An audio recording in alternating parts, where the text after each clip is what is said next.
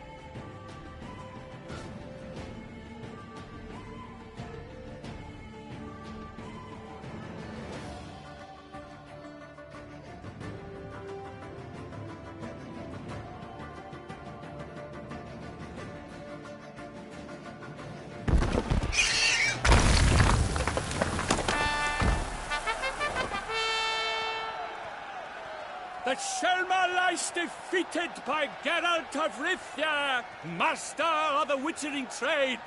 Behold, as the last gasps of life seep from the beast.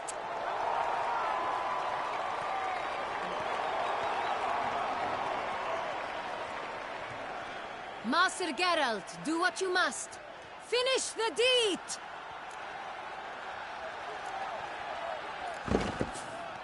Monster's no threat. No need to kill it. A victor may always show mercy. It is his right. Long live Geralt the Merciful! Pikemen, see to the beast.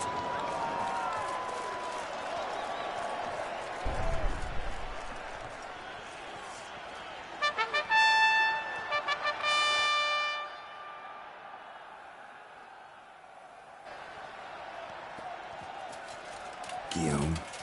The lad came damned close to dying. I'm fine. Not hurt at all. Vivian? Smile as befits a hero and keep silent. Speech clearly paints you. She approaches.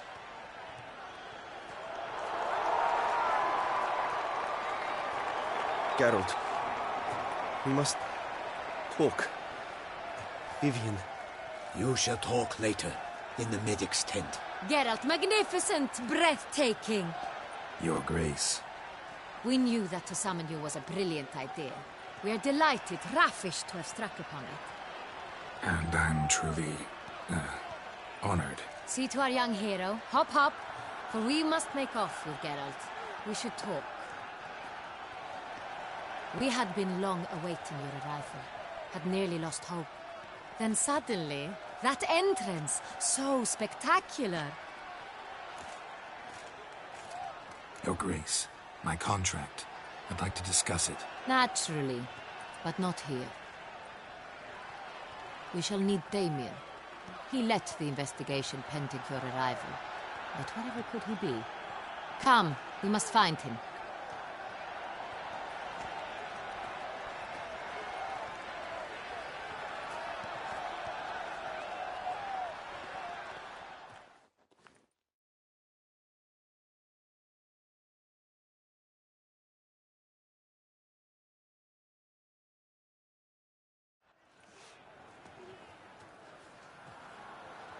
Tell us, have you come alone? Or did Viscount Julian accompany you? Wish to see Dandelion, Your Grace? Yes. I mean, no. Yes, but solely to tell him we regret. Yes, deeply regret rescinding the death sentence we so justly handed down upon him. If we could turn back time, we would make certain he sat in a tower till he rotted. No, we would ensure he was broken on the wheel, then drawn, hanged, and quartered.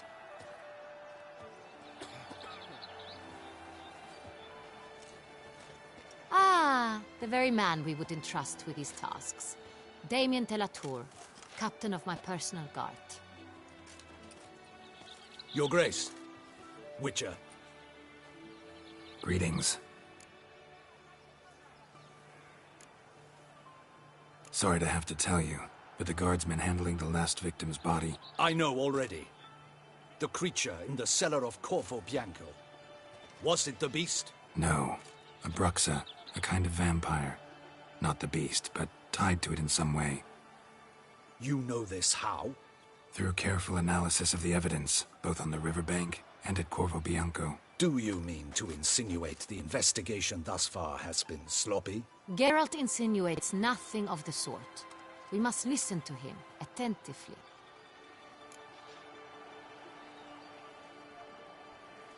I examined the body of the beast's last victim.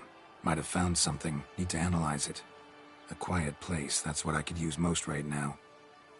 And maybe the help of an alchemist or a mage. Also like to hear all you know about the previous victims.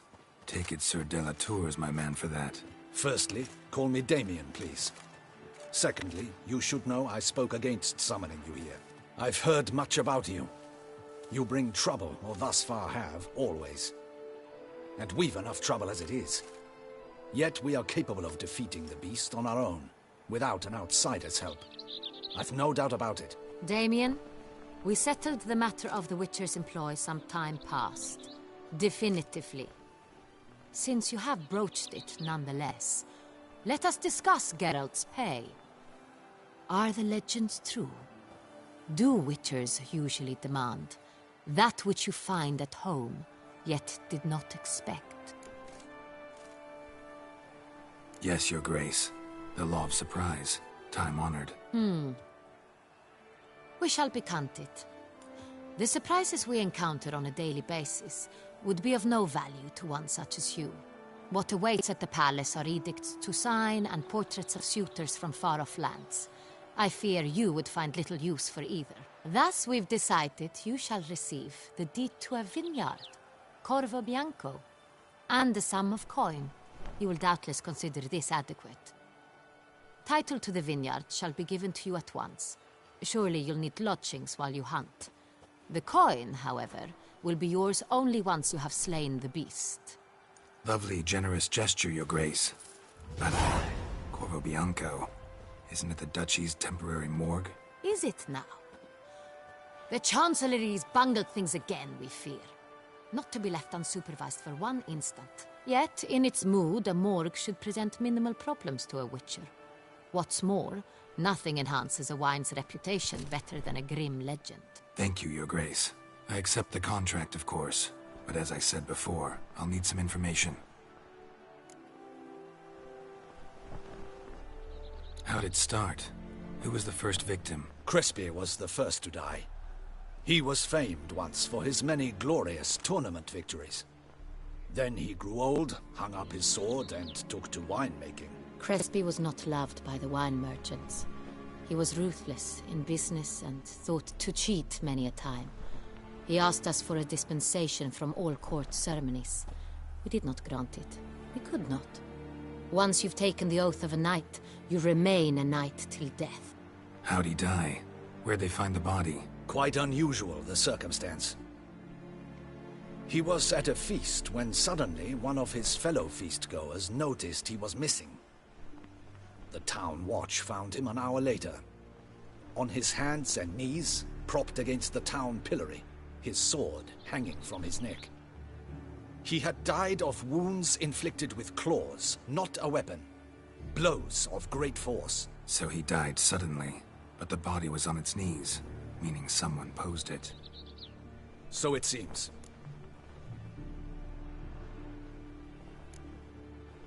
Second murder. Tell me what you know. In the city there are certain nooks. No one reasonable ventures there after dark. Ramon Dulac's corpse was found in one such place. With the first murder, terror gripped the city.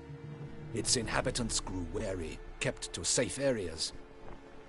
Consequently, news of the second victim came to us from a group of concerned cut-purses. Criminals fear the beast? Telling in a way.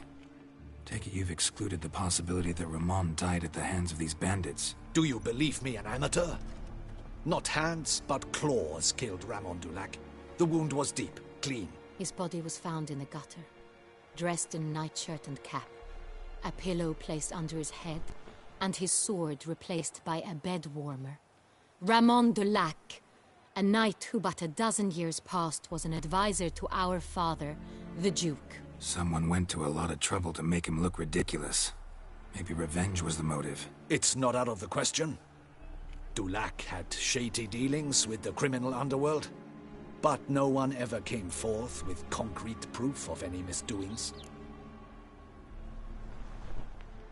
So, first two victims were knights, best years behind them. The same could be said of the third. Sir Delacroix was wont to claim that in modern times knights face new challenges, enterprise being the latest addition to the chivalric virtues. He made a veritable fortune in the grain trade. Palmerin even nicknamed him Sir de la Stinchi. Found a coin pouch on his body. Contained florins dating from various times, hailing from different provinces of the Empire. Delacroix loved coin, true, but had no patience for numismatics. Lots of similarities between the victims. All the bodies were found in strange places under extraordinary circumstances. Seems the murderer, whoever or whatever it is, has some meaning to convey. These were honorable men. We are horrified by the disdain, the disrespect with which they were treated. These were knights of Toussaint. Blast it. Might be the point. From what you say, none was a model of virtue. Ever considered that's what the beast's trying to draw attention to? All the murdered men were knights who swore fealty to the 5 chivalric virtues. And even if the... Knights of Toussaint swear fealty to what virtues exactly? Honor, wisdom, generosity, valor, and compassion. 5 virtues. Why are they so important to your knights? Strange question. Your Grace, forgive me. I'm a foreigner trying to understand another land's customs. You are forgiven. According to legend, the virtues we cultivate were bestowed upon us by the Lady of the Lake. How we truly came to espouse them, none remember. In Toussaint, we believe men of low birth should be simple-hearted and obedient. We expect much more, however, of our knights. They are to be soldiers and courtiers, lords and servants.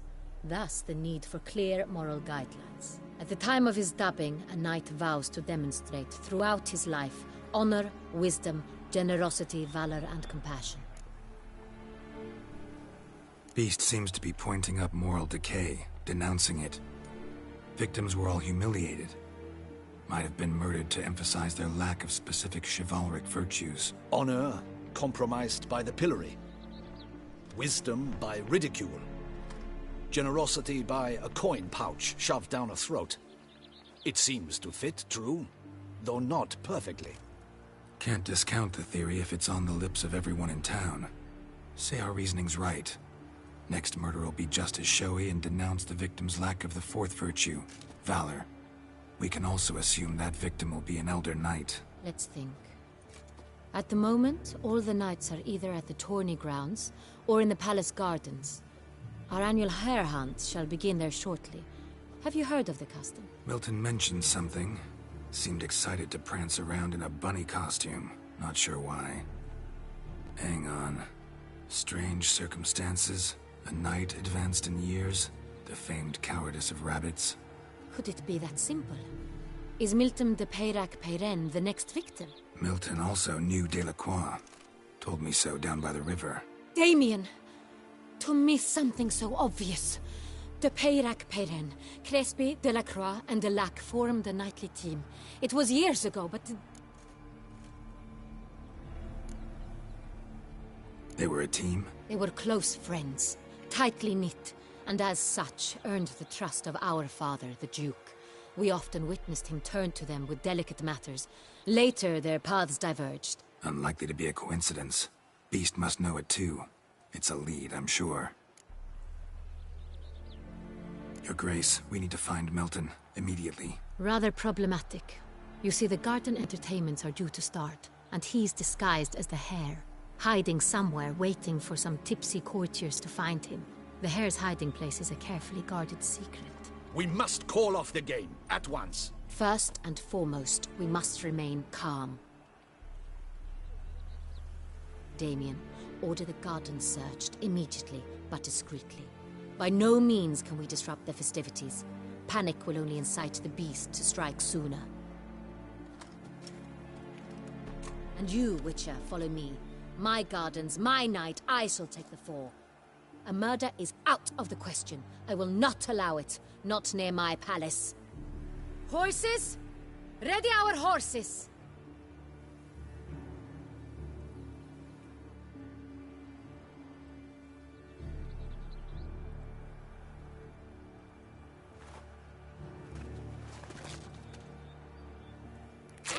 Your Grace!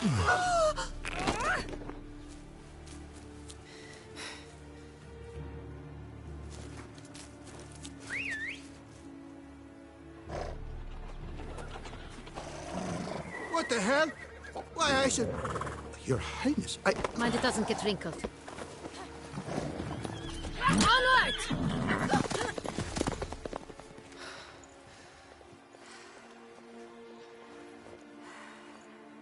Hey! That is silk! Be careful!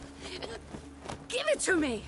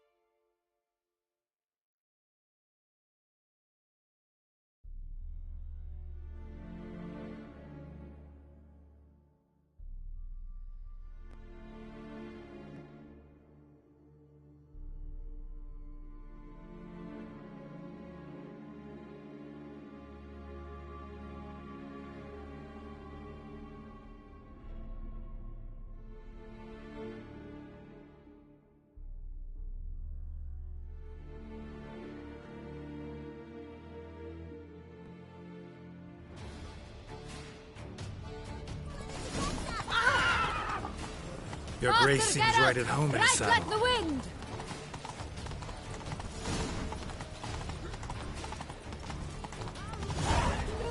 Clear a path! Clear the way, I said!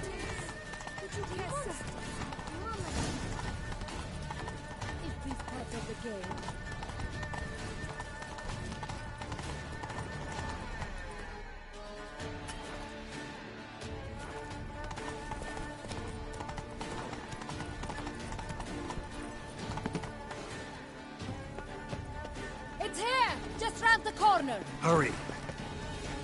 We must go to where the game is being held. The participants must find a unicorn's horn, a golden fish, and a phoenix egg. With these in hand, they can deduce where the Hare, Milton, hides. Mean we need to find those things too? We've no other option. But time is of the essence, so we shall have to break the rules.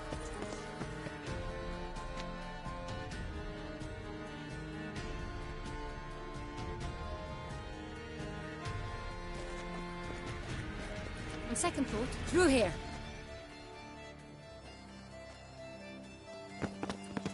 I shall show you where the hunt plays out. Then we will split up. You will get hold of the unicorn horn and the golden fish, while I nab the phoenix egg. That will be quickest. Golden fish. Do I need a rod or a net? Please, Geralt. It's not a real fish. Look there, towards the water. See the lights? The hunters are trying to hook the fish from boats. You must simply dive in and find it. The unicorn. How do I catch it? It's terribly skittish, true, but I'm sure you will find a way to earn its trust. It runs around over there, look. The golden fish and the horn both contain things or clues that will help us find Milton. Once you have fish and horn, find me among the other phoenix egg hunters. All clear? Then let's get to it.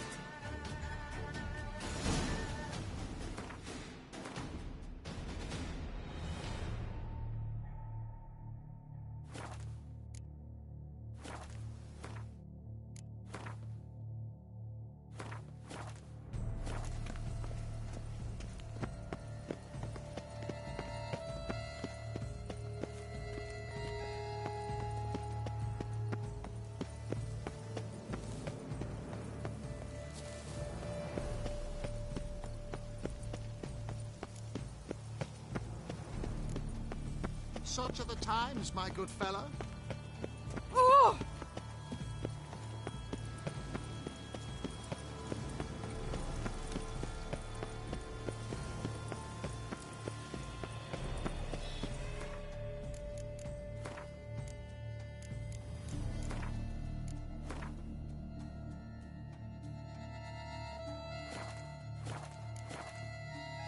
A fruitful hunt to you, Witcher.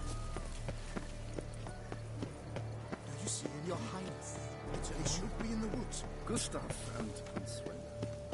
Who would Have you noticed all the guardsmen in the gardens? is something Nicholas of are thought to.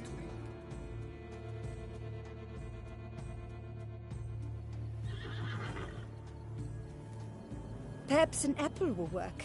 Or some sweets. We would not be in this predicament, dear sister, were you still a virgin. Do you really wish to have this conversation again? Here and now? Hush, or you'll spook the beast. We shall try the sweets. Hey folks, gonna have to ruin your fun. Sorry. Who's that?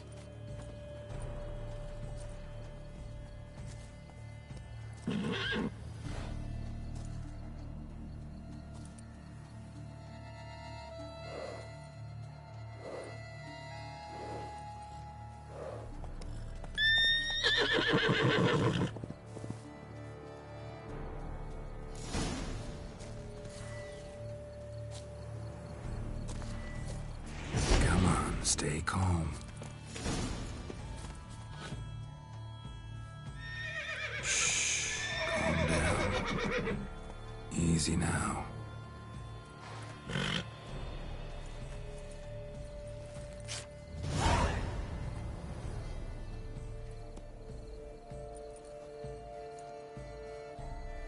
Well, that's hardly fair. Flagrant cheating is what it is. Sirs, we must teach this scamp some proper sportsmanship.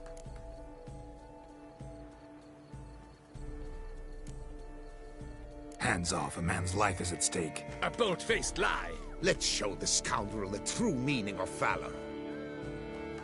He's a cheat, a cad. You shall regret your dishonesty now.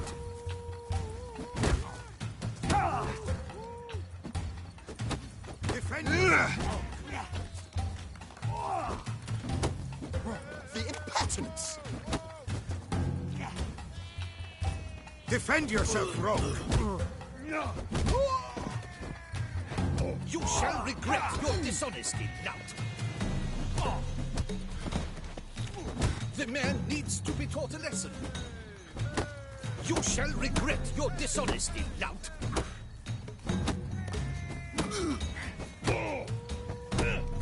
The man needs to be taught a lesson. You shall regret.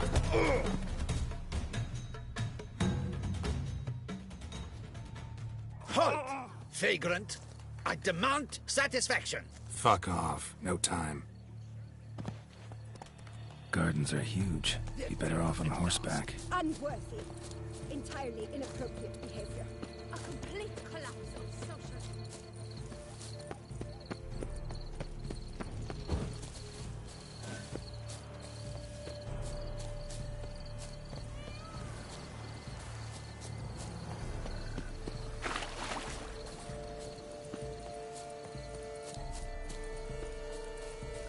Golden fish should be easy to spot once I'm under. What the blazes? Did someone just dive in the water? Perhaps that's the way to do it. Sure, if you're a peasant.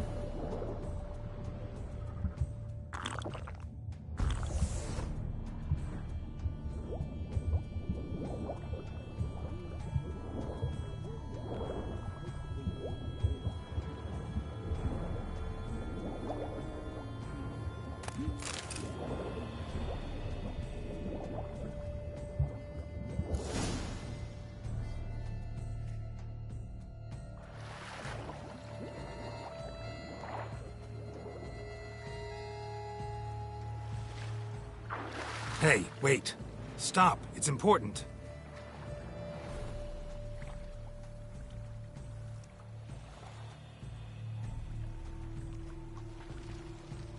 King Cormorant, sire, accept this offering we bring. Prithee cast upon us your merciful eye, and bear before us its secrets.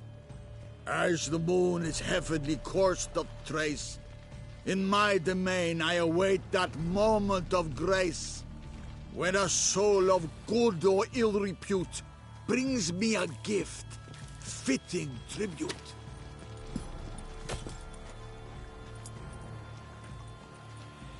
A key. Why, you bombot wretch! He's ruined the game! Disgraceful.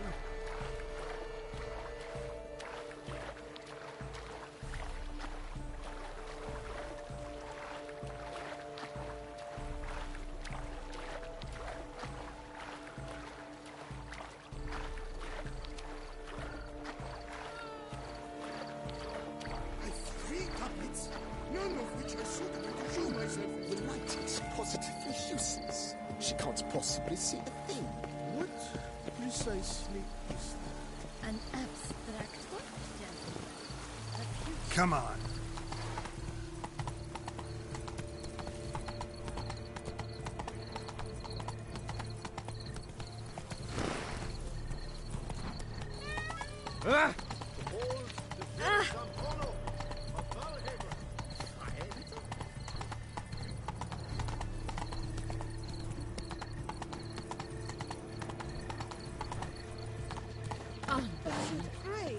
No buts. If you please, Your Grace. We do not please. We act out of the highest necessity. All shall be explained later. But it's against the rules. I am the rules.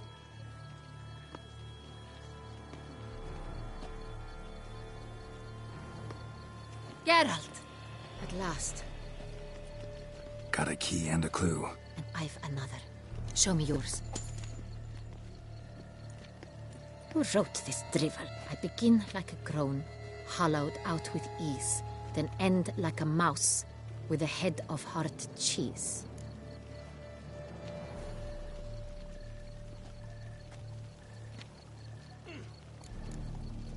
Let's see.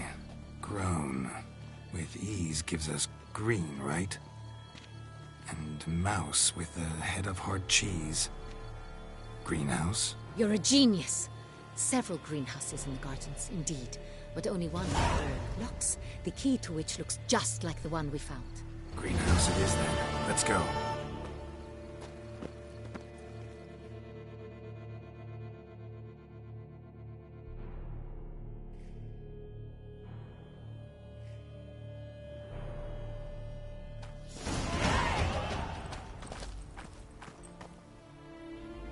Wait here.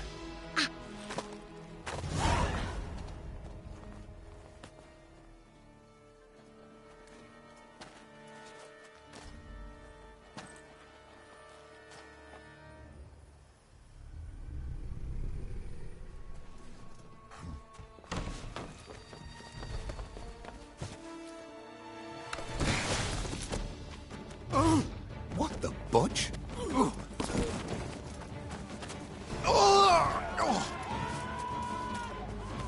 What was that?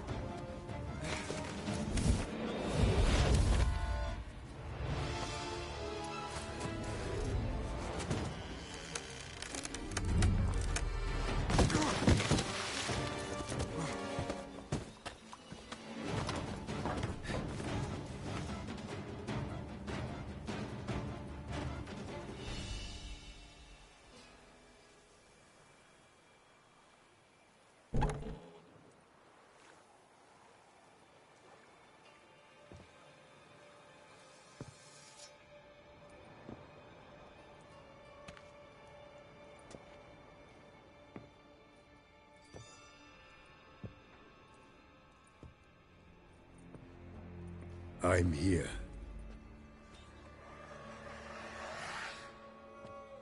This belonged to you, maybe? It's dead, but you may keep it. I've a new one. I do not know you. I've done you no harm. Yet first you butchered a Bruxer who was dear to me. Now you pursue me. Why? You've killed 4 innocent people, at least. And you? How many innocents have you cut down? I don't kill innocents. Murderers, though, you bet. I'll soon be done. I've but one left. And you, should you not stand down.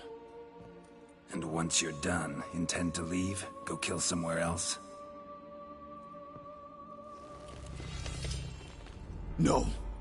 I intend to live. Happily ever after.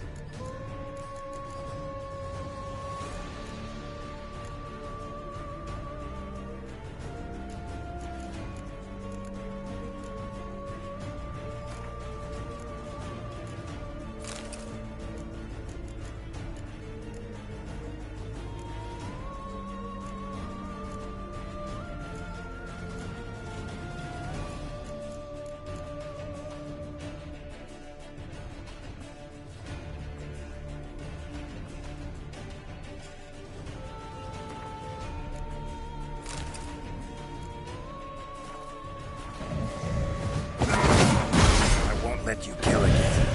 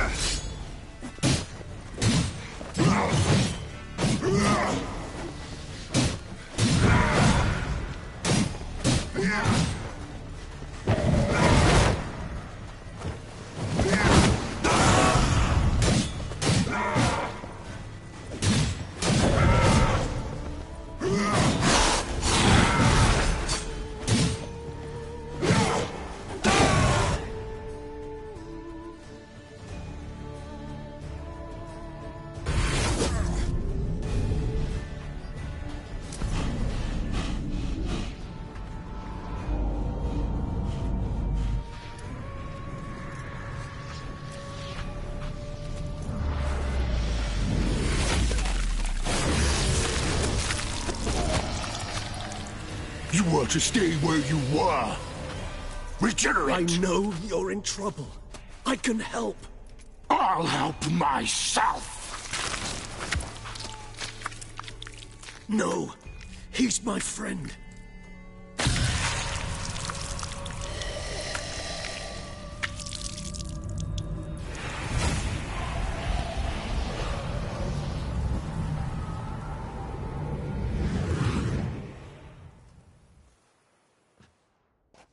Yes, Geralt, it's me. Regis? You alright? All is well. All's in order. Wounds such as these heal on vampires in moments. But we've not seen one another in ages, my friend. At least in human terms, that is. How's this even possible? Last I saw you... I was a bubbling, shapeless smear, having been rather spectacularly melted into a column of a certain castle. In somewhat better shape now, as you can see. Hardly peak form, mind you, but were I human, folk would think me a demigod, I dare say. I'm sorry. What happened, it was my fault. Never got a chance to apologize. No need, Geralt. Bygones. I did not have to join you on that expedition. No one twisted my arm. Miraculous regeneration. How do you manage it? I had help. From the one you hunt. Him? How? And what have you been doing all these years? Not the time nor place for such stories. I suspect we'll get a chance to speak at ease and at length later. Now, however, we must deal with the reason that brought us both here.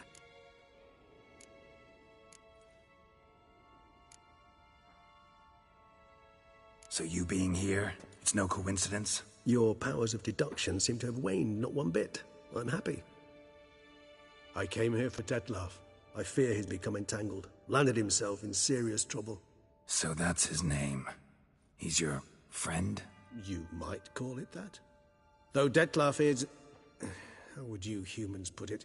More bestial than I am. But not to worry. I'm working on him. Haven't exactly done a great job with that. He's killed one knight since I got here. At least 3 others before I arrived. For good reason, I'm sure. Understand, Dettlaff is not some decadent shit who kills for sport, or to assuage a dryness of throat or a dullness of mood.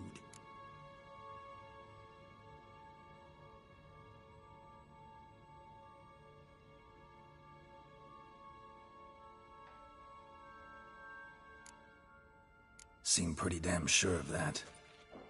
I am, because I know him very well.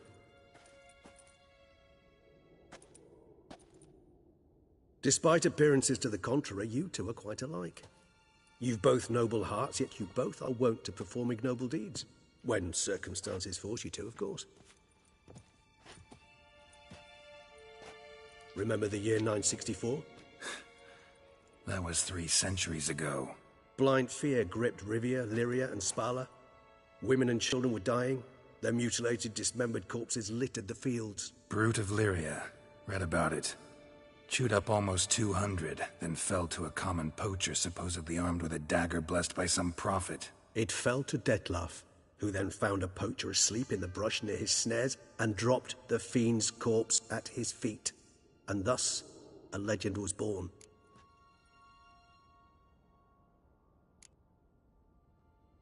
Awfully good of him.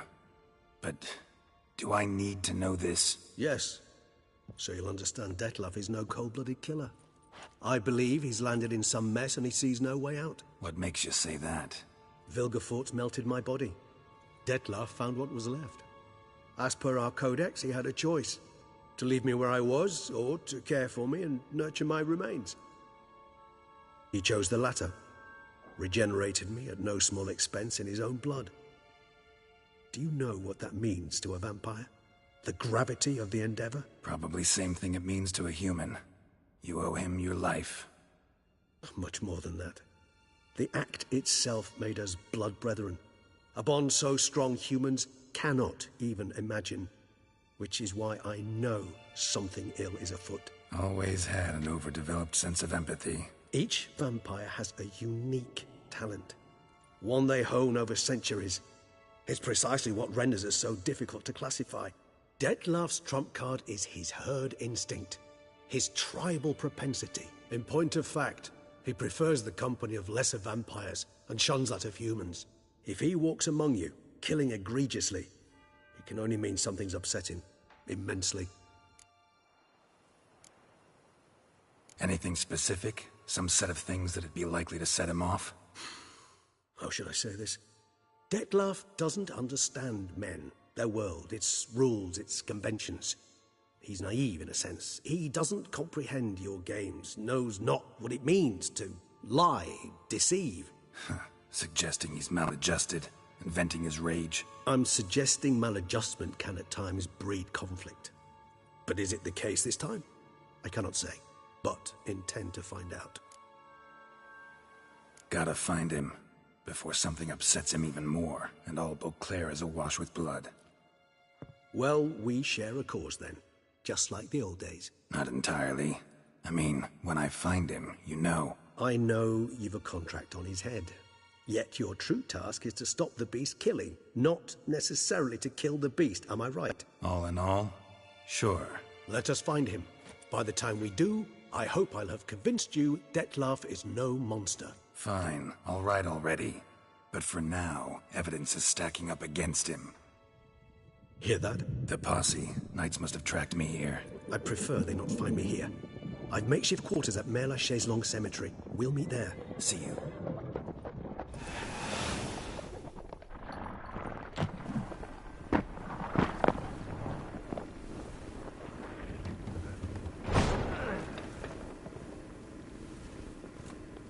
Witcher, we flew here as fast as our courses would carry us. Yet I fear we're late all the same. Pray, where is the beast? Still investigating. About to inspect this site. Withdraw your men before they trample all over the evidence. Sirs, we must let the Witcher do his work. Milton's murder cannot go unavenged.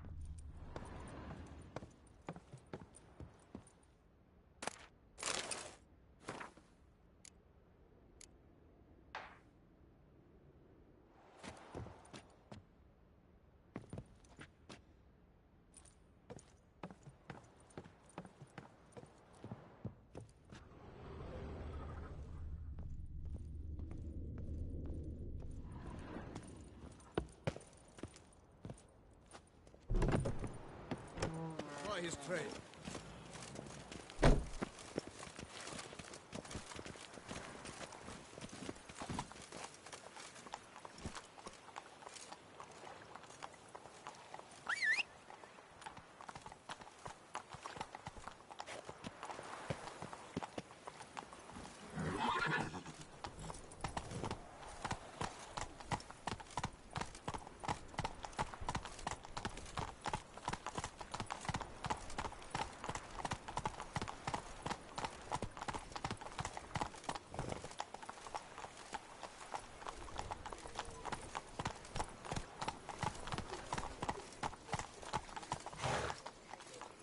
Giddy up.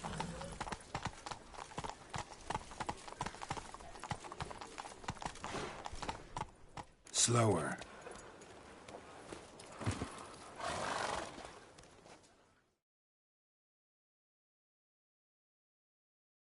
Sir! Sir! A letter for you, sir! Letter? Who from? Can't rightly say, sir. I was just to deliver it.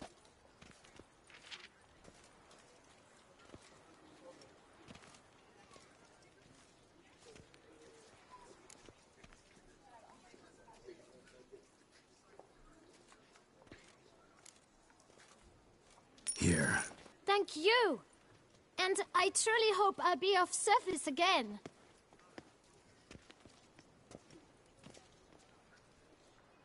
Dearest. I suspect weighty affairs, rather than merely the wine festival, have drawn you to Toussaint. Perhaps you'll find time to probe a certain matter in spite of this. I recently came across the mention of one Professor Moreau, a scholar in Beauclair, who conducted research into Witcher mutations. Though the details are rather murky, as is the location of the scholar's laboratory, his journal could contain more information. It lies buried with him in his tomb. I enclose a map I found in the book I happened upon. Though less than completely legible, I trust it will prove useful nonetheless. I felt this matter could prove of some importance to you, thus I dispatched this letter without delay. Whatever you decide, please take exceedingly good care of yourself. Your Yen. A professor who studied Witcher mutations. Might actually be worth looking into. Ugh.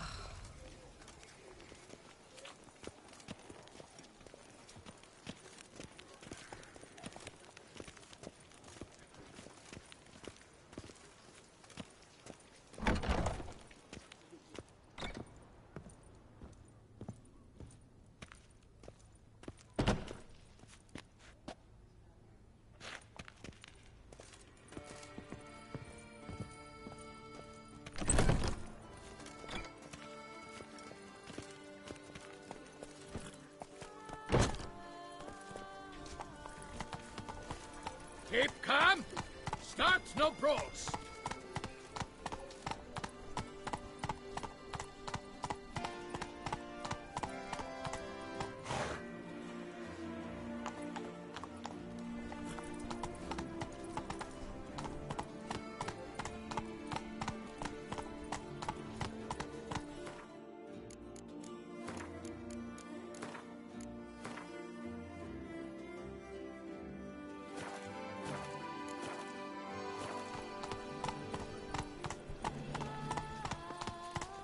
Long live Duquesa Anna Henrietta.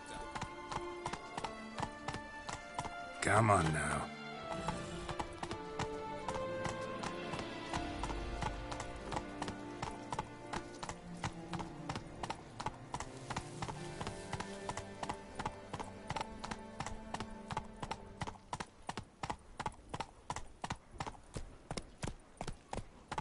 Halt. I say, is that Garrett? One false Garrett move and Rithia? you will regret it. Whoa there, Roach. Come to me, please. Approach.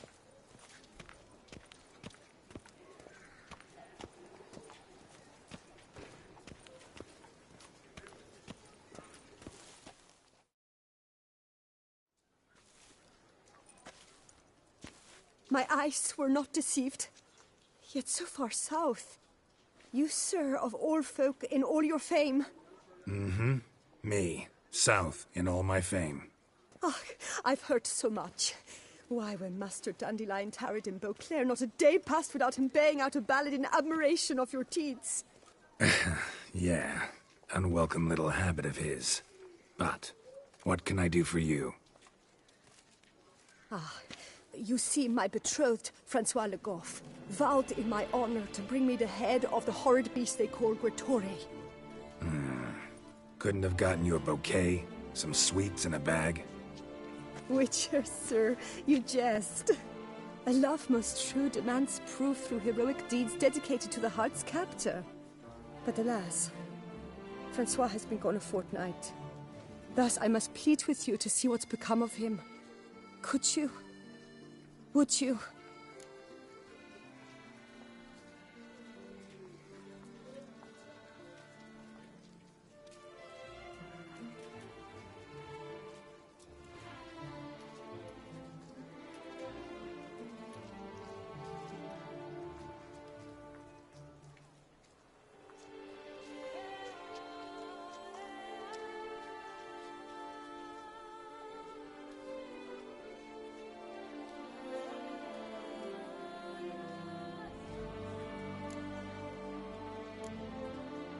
This Gretore. Know anything else about it, mademoiselle? Judging by the name, guessing it lives in a cave. Yes, from which it prowls when hungry. By night, when all are asleep, it creeps into villages.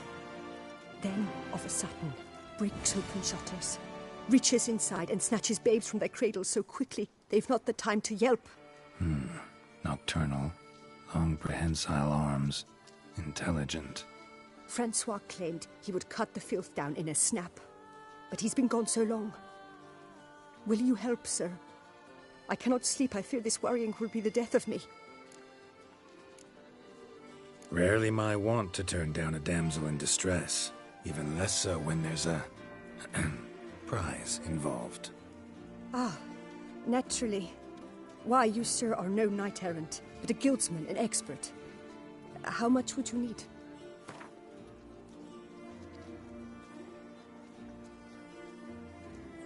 Yes, that amount I am prepared to pay.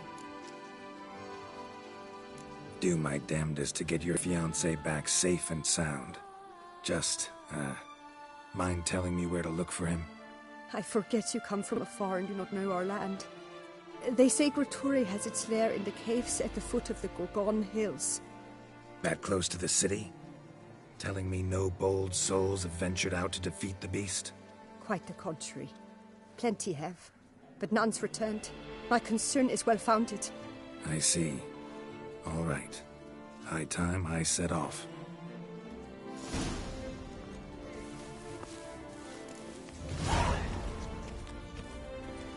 Avelin pocas en Quetzal. Come on.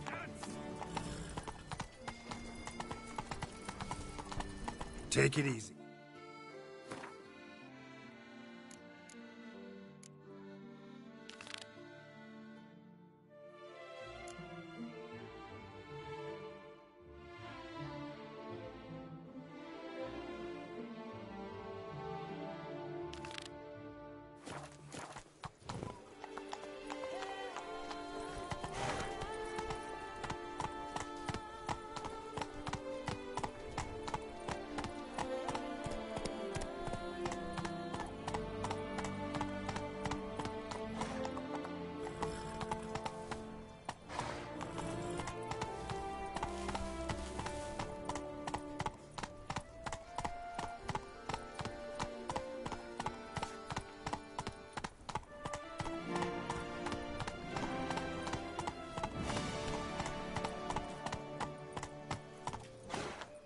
That's it, Roach.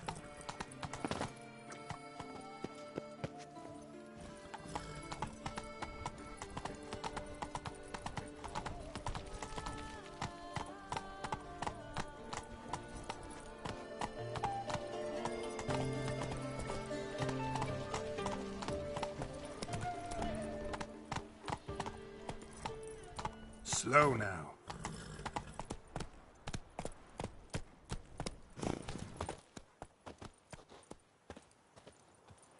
Nice tune. Lac Selavie. Might be worth looking into.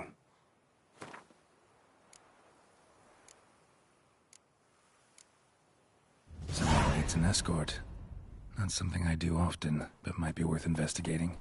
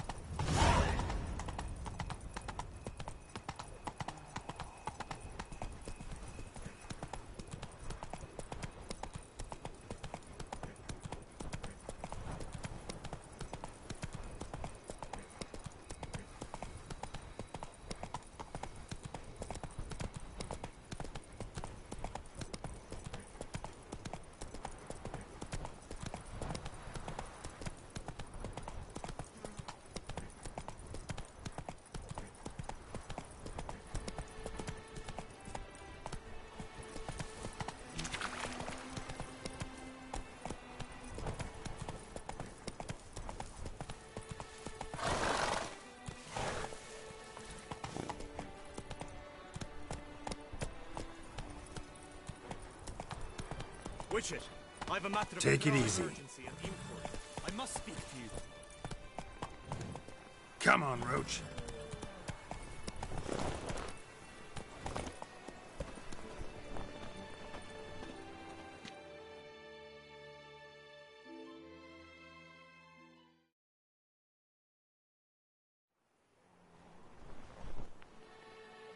Your wound.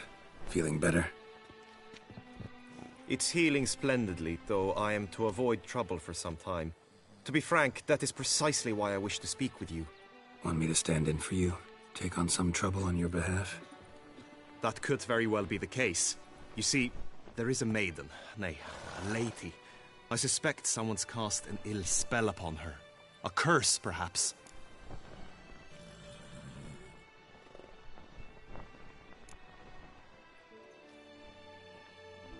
Let me guess. She suddenly grew cold, haughty, and distant, though the night before she was flirtatious and alluring. Tut tut, Witcher. You jest, yet the matter is grave. Though true, the lady in question is dear to my heart. I shall not deny it. I fear she has fallen victim to ill magic, and knows no one she could turn to for help.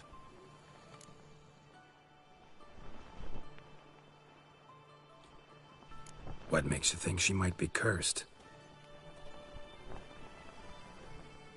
You must keep all I say to yourself, I beg you.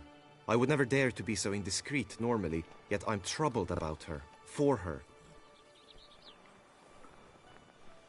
Vivienne shuns the company of others.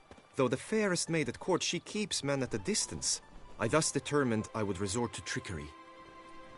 Trickery? That even befitting of a knight? In war, yes. And what is love if not battle? As it were, one evening I crouched in hiding outside her seamstress's home. As Vivienne emerged from it, I too emerged, ever so gently but convincingly collided with her, then promptly offered to escort her home. She consented. At first, all augured well. I proposed a more scenic route. She agreed. I made kindly forays into conversation, and she even began to respond as we neared the end of our route. Then suddenly, mid-speech, from her mouth there flew a most hideous shriek. I stopped stone cold in my tracks while she turned red, then promptly ran off. I did not give chase that time. I attempted to approach her on several ensuing occasions, to learn what had happened, for I feared she had become entangled in some trouble. I noted that often, come night, she ventures into the woods, where I've seen her walk about a glade near a pool. I've striven on occasion to follow her, but lost track each time. It seemed then she'd melted into the air.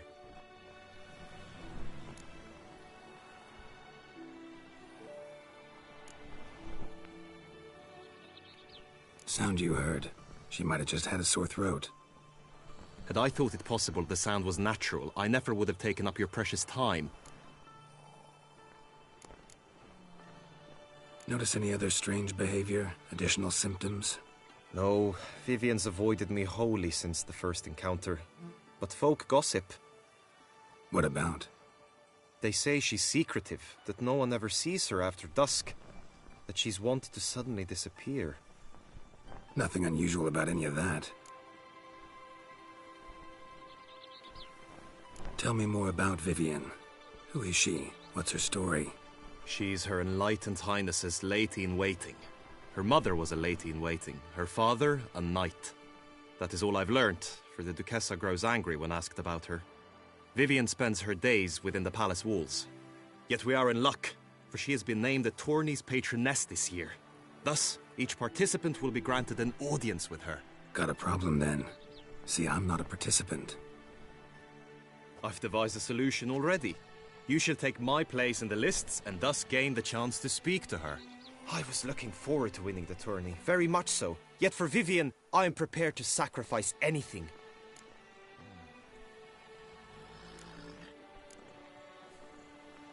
This tourney, how's it work exactly? It is the year's grandest and most important contest. Knights from all corners come to face off for the grand prize. And more importantly, for glory. A demanding test of knightly prowess in horsemanship, marksmanship and fencing. I qualified for the first time, had great hopes of winning. Yet... Yeah, I get it. Anything for Vivian. Hardly a regular job, this. Not often I gotta take part in a tourney to fulfill a contract. Fee can't be anything ordinary either. I'm no magnet to command heaps of coin, but naturally I shall award you a just amount. How much do you demand?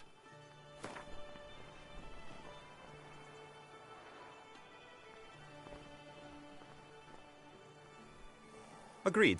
That is an amount I can indeed muster.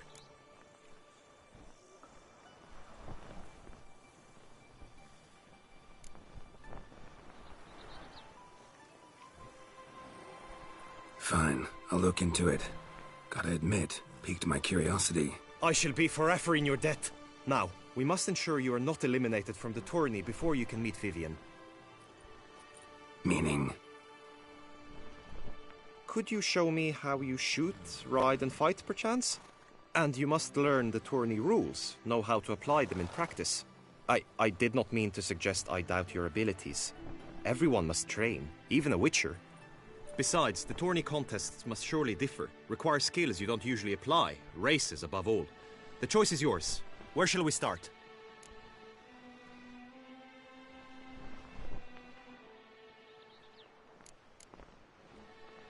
How about some swordplay?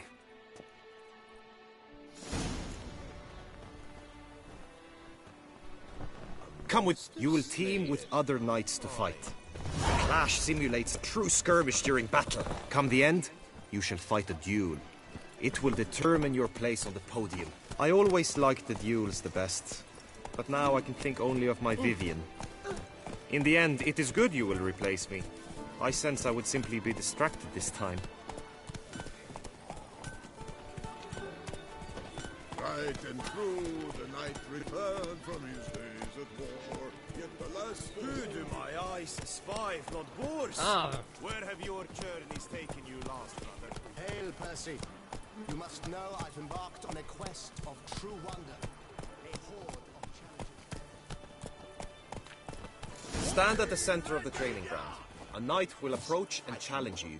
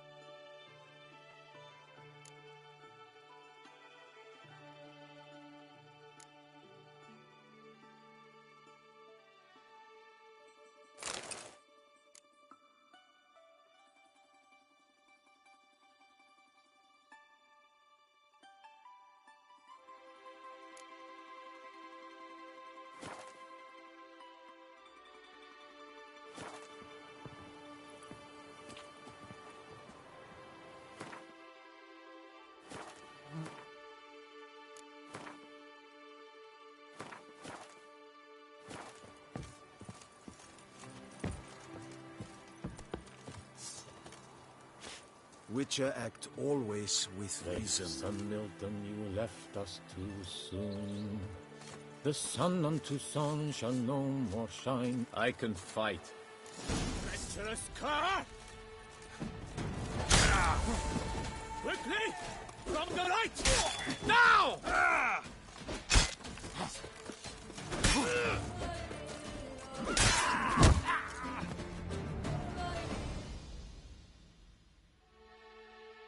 I expected you to do well, but not that well.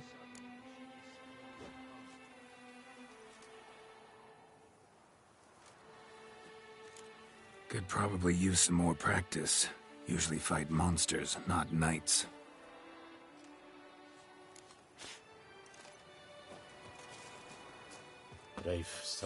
You wish to spar? Why not? The sun unto sun shall no more shine. We shall no more light in the taste of wine.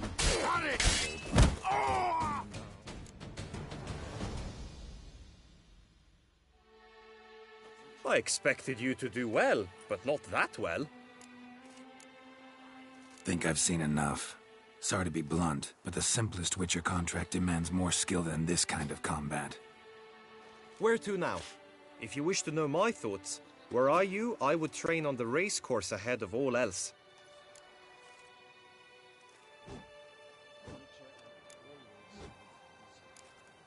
Time for some target practice, I think. Come with me. The marksmanship contest shall pit you against another for the best time and score. He who hits all his targets first wins. Hope my aim's as good as that Cupid's who shot you. Sometimes when you speak, I miss the meaning entirely.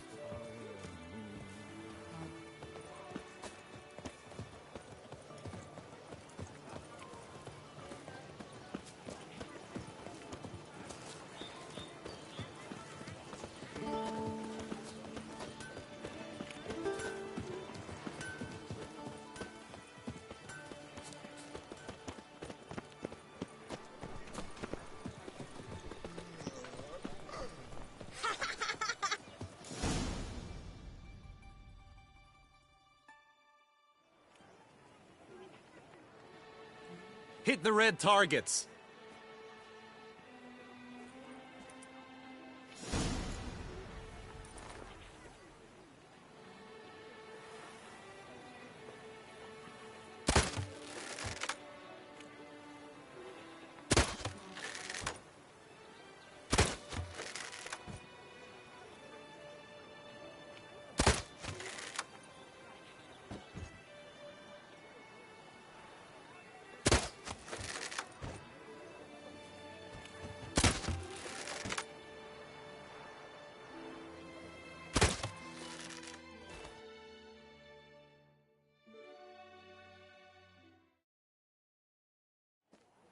Once more?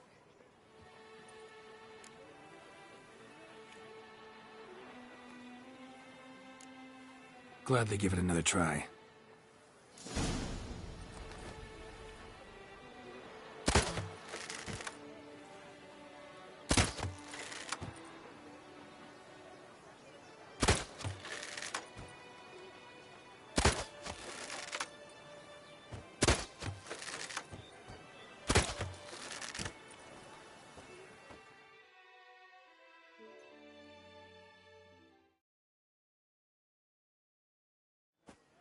Once more? Done enough shooting. Where to now? If you wish to know my thoughts, were I you, I would train on the race course ahead of all else. Let's do some riding. Roach will like that. Excellent idea. Come with me.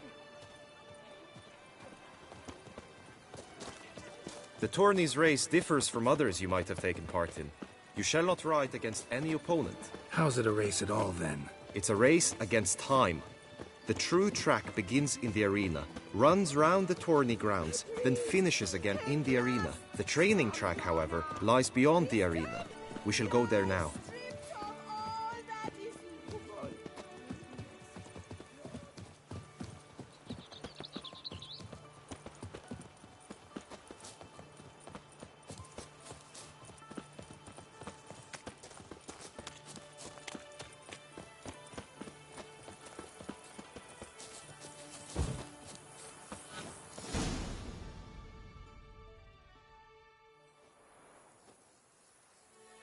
All is ready. Now listen, for it can be quite a challenge. Along your route stand dummies and targets. The dummies you may cut with your blade. The targets you must hit from your crossbow. The time you have to complete the course shall increase each time you land a strike, be it with blade or bolt. It may sound simple enough, yet I've seen many a knight fail this contest and hang his head in shame. During the race proper, judges throughout the course shall tally your points, for now you may ride unperturbed by those matters.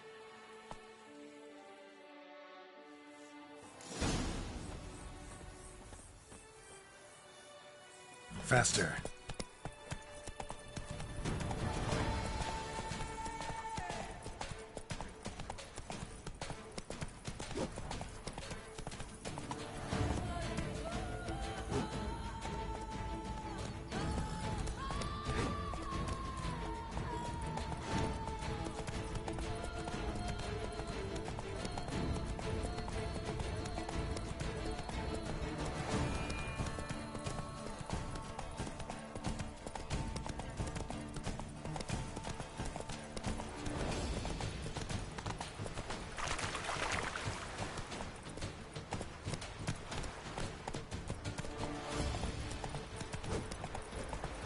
Go, go.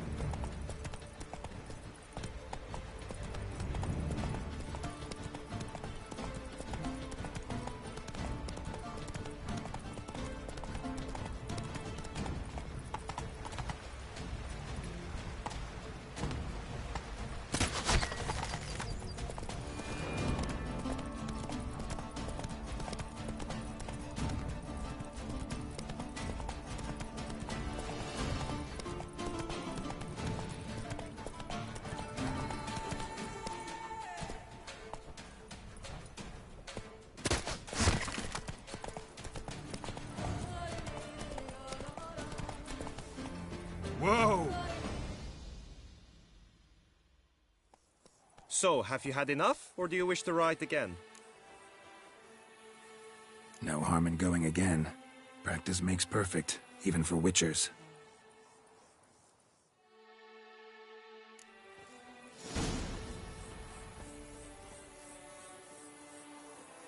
Run, Roach.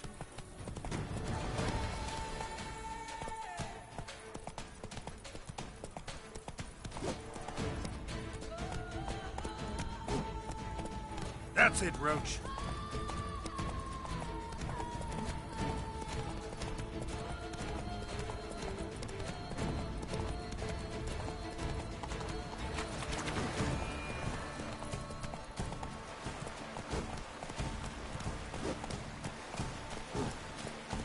Hey-ya!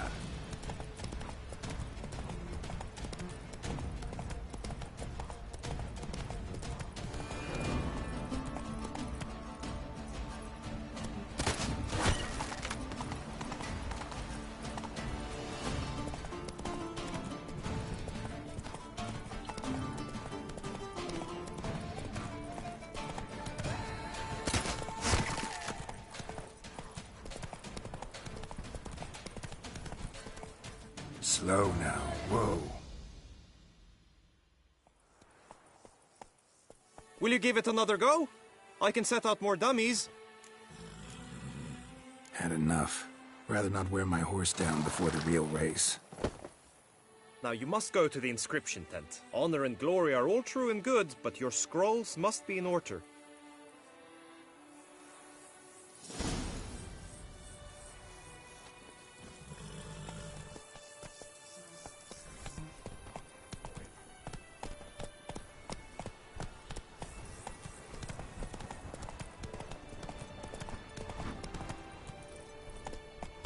Do monsters have mamas and papas?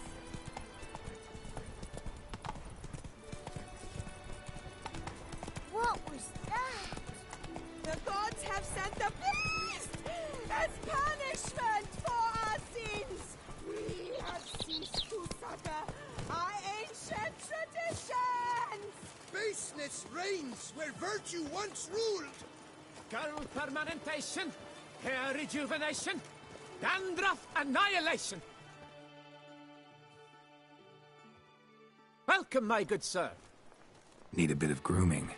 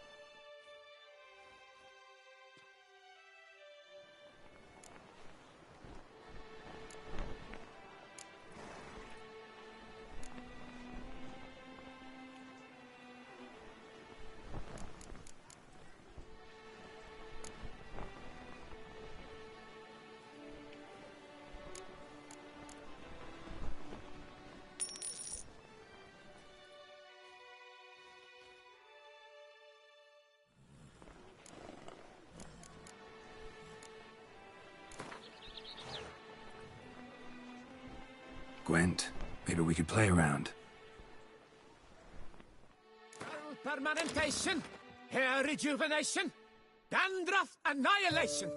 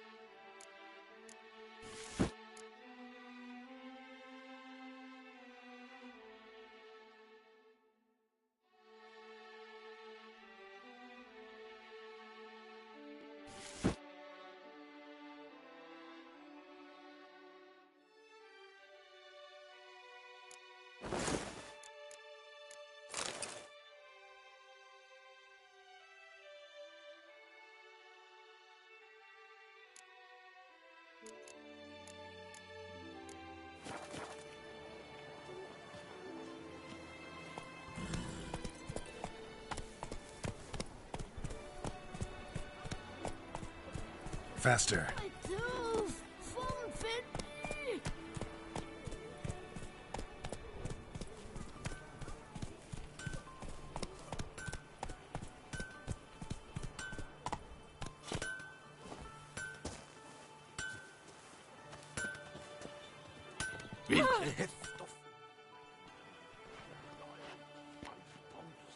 Ah, a professional.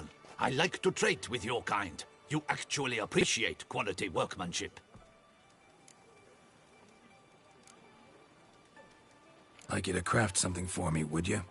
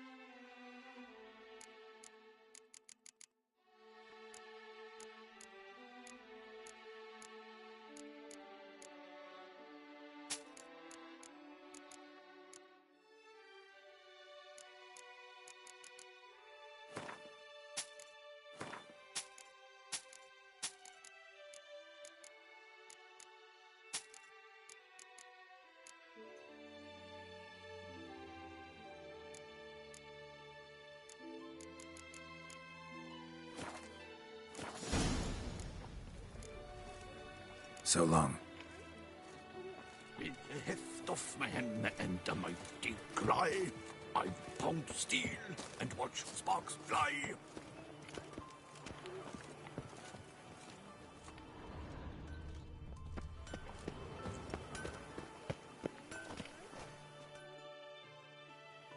Abercrombed, engreft or fluted, whatever your heart's desire. Let's see what you got in stock.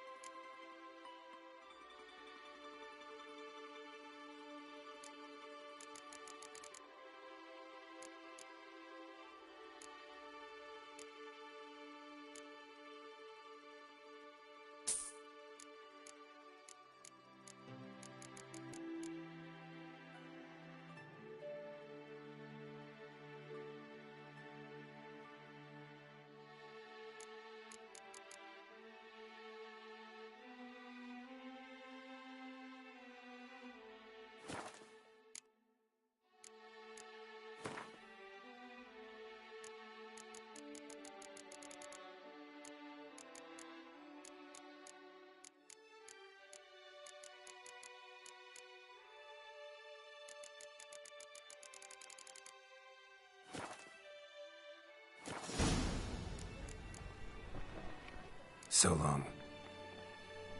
What are your needs, master?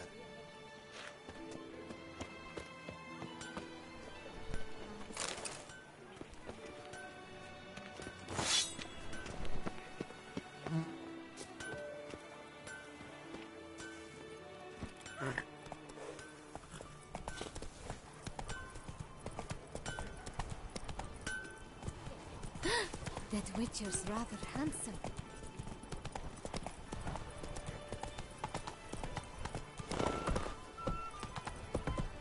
Not so fast, Roach.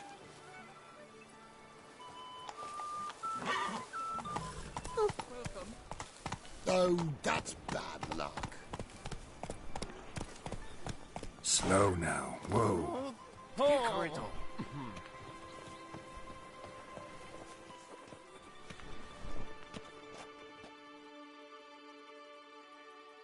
Greetings. Want to join the lists? Naturally.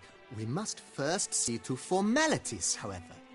At Guillaume's request, I have looked into your personal history in its heraldic aspects. Really? What did you come up with? My findings show you may take part as Geralt of Rivia. What a surprise. Or as the Honorable Ravix of Forhorn. It's not every year we have a combatant who can boast of 2 crests. Which do you prefer?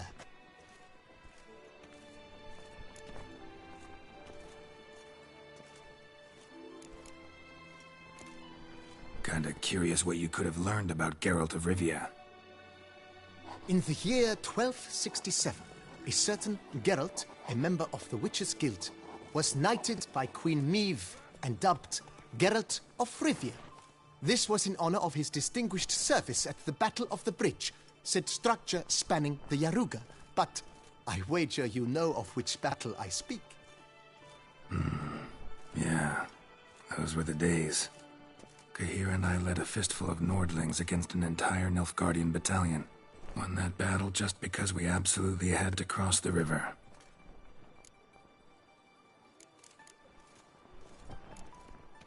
Ravix of Forhorn? How'd you manage to dig that up? Here in Toussaint, we treat heraldry very seriously. One visit to the Ducal Archives. That is all I needed to acquire the necessary information. Ravix of Forhorn was the name under which you attended a feast honoring Princess Pavetta, daughter of Queen Calanthe of Sintra, on the occasion of her 15th birthday. That's actually right.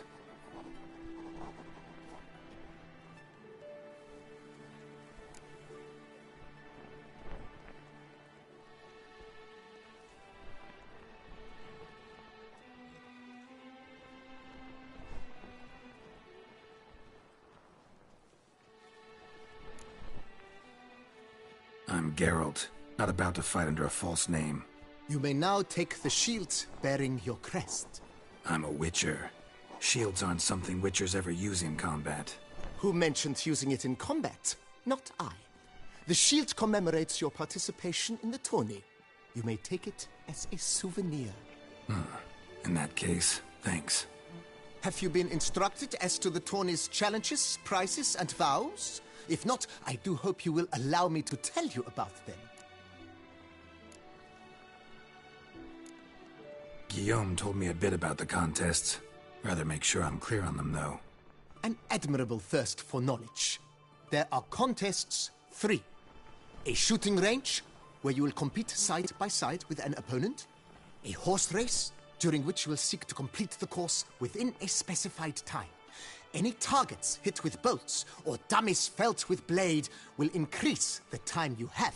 Finally, the group melee in the arena, crowned with a duel against last year's champion. As each contest ends, its results will be posted on the board outside my tent. This way all will be apprised of who leads at any given moment. Convenient.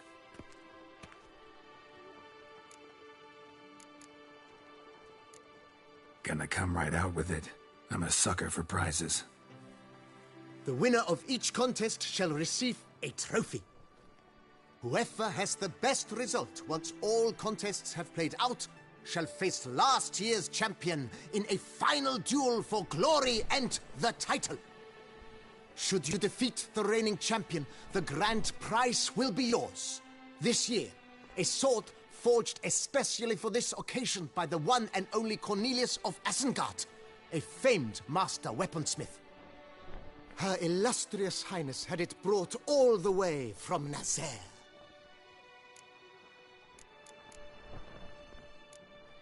You say something about vows? As is our custom, knights make vows to which they hold for the duration of the tourney. Each swears on something which to him represents his most cherished virtue. Feels like I know everything I'd ever want to know about chivalric tourneys.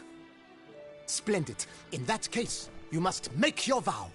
Upon what would you like to swear it?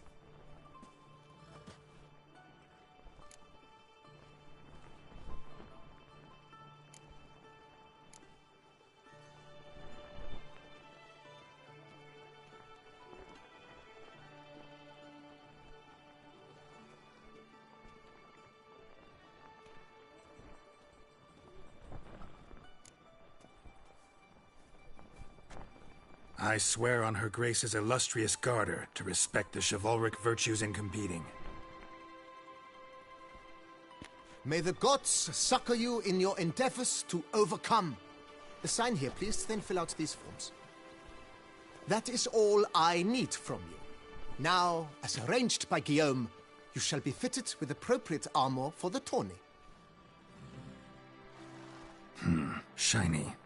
You have also been assigned a tent for the tourney's duration. It stands near the arena. Good luck.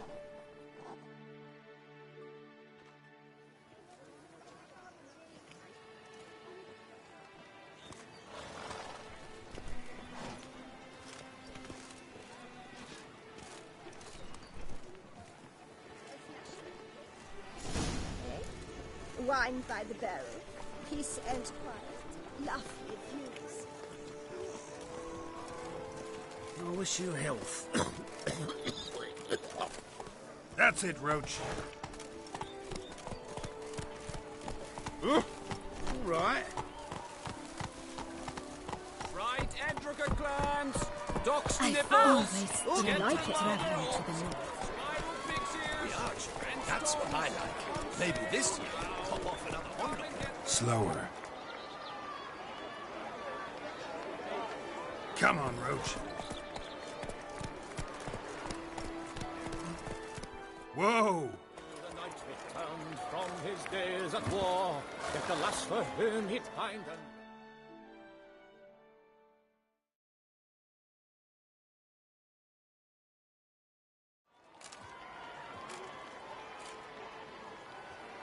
Geralt, well, I'll be... Have you decided to turn knight-errant? All jesting aside, here on a job. You in the 22? Am I? Ha! I shall square off against Rainfan of Atre. I saw him just moments ago. A nervous wreck. Stuffing his nose with fish steak, no less. As if that would aid his determination. Guessing that's against the rules. But who's to tell the Nilfgaardian what to do? Listen, Geralt. I've a tip for you. The timing of your marksmanship duel is such that you shall have the sun in your eyes. Makes no difference to me either way. Nor will it give you any pleasure. Since, as it is, we must both wait, play me in a round of Gwent. Should you win, I shall swap with you. To me, a southerner, the sun is no hindrance.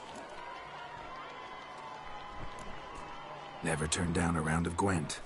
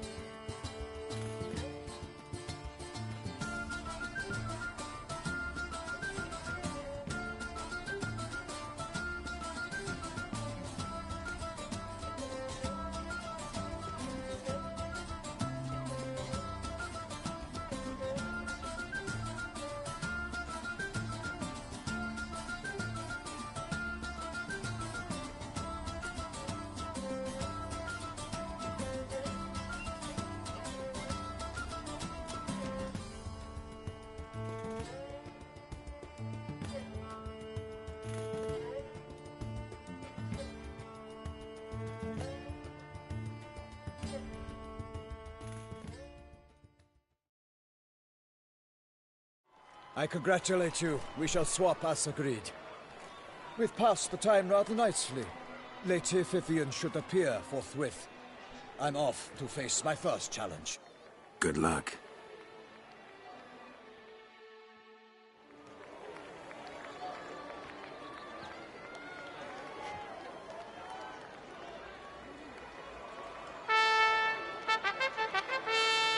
Fair knights, I salute you. The honor and duty of tourney patron have fallen to me this year. Fight honorably, so that I may bestow upon one of your number the tourney's grand prize. You have sworn your vows. You have readied body and soul. The time has come to test them.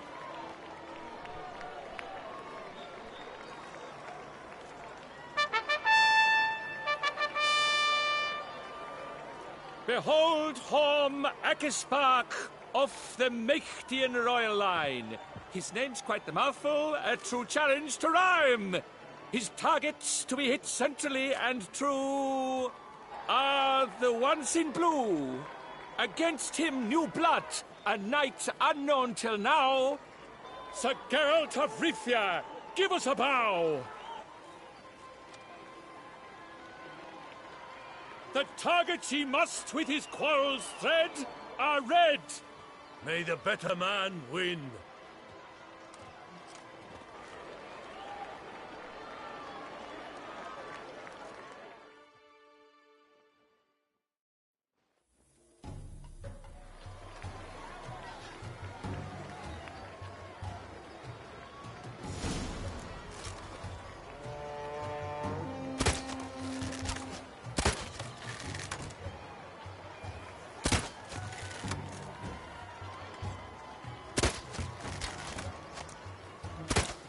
Like a lover ghostly grasping but one fair teat, Geralt's half strewn twixt joyous victory and bitter defeat.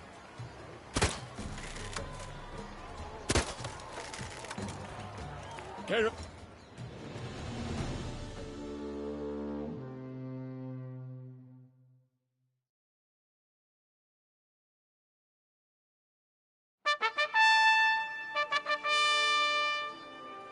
Sir Geralt of Rivia has trounced his foe, pounded him soundly, immersed him in woe.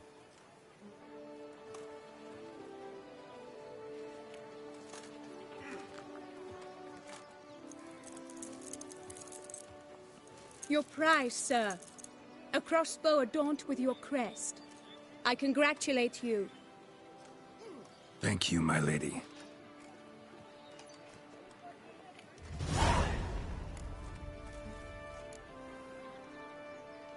Would you tell me about the other prizes? Alas, I cannot devote more time to you than to the other combatants. I have duties to attend to. Forgive me. My medallion's vibrating strongly. Can only mean one thing. Magic. The explanation is disappointing, I'm afraid. The fragrance I use, it's mixed by a sorceress. To lose to an opponent such as you is a victory of its own. Accept my congratulations as well. Thanks.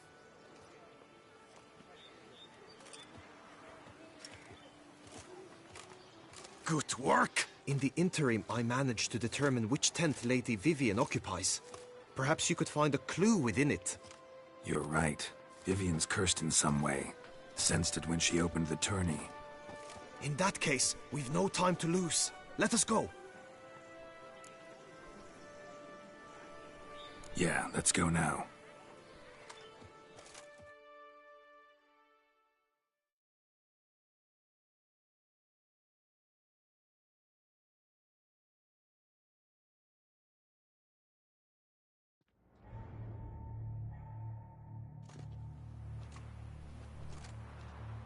This is her tent.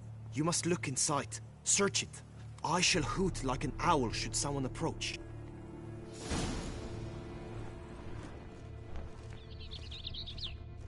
Claw marks, that's clear. Not sure what beast left them, just that it's big. Oh, fair Vivian. Thou hast dove's eyes within thy locks. Jar of concealing ointment. Powerful magic at work here. Breasts are like... Jar of concealing ointment. Powerful magic at work here. Clothing's all dark green and yellow.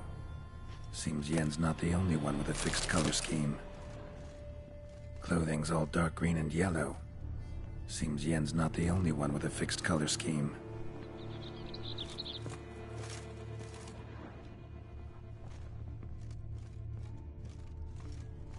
Hairs and salts. Oriole feather compresses. Vivian keep a bird as a pet? No sign of it here, if so. Someone approaches. Quickly! You were supposed to hoot. We shall speak later. We must return to the tourney now. It's time for the second contest. Sirs, what seeks you in my lady's tent? Inspiration? Be gone from here!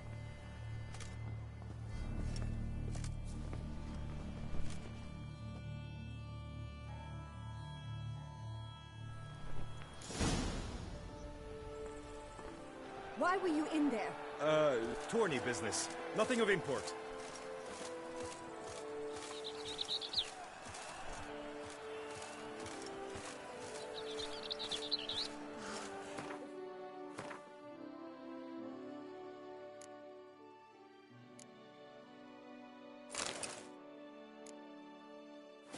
Power of chivalry.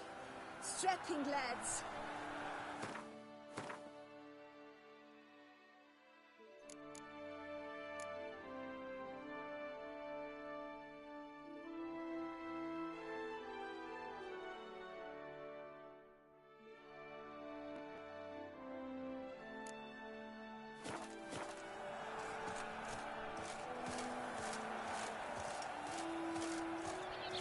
A fruitful hunt to you, Witcher.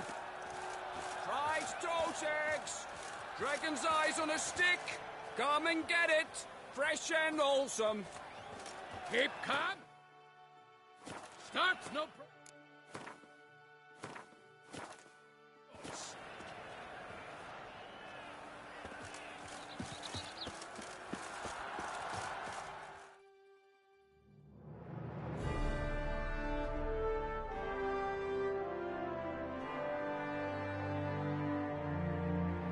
Behold, gallant knights and ladies decorous!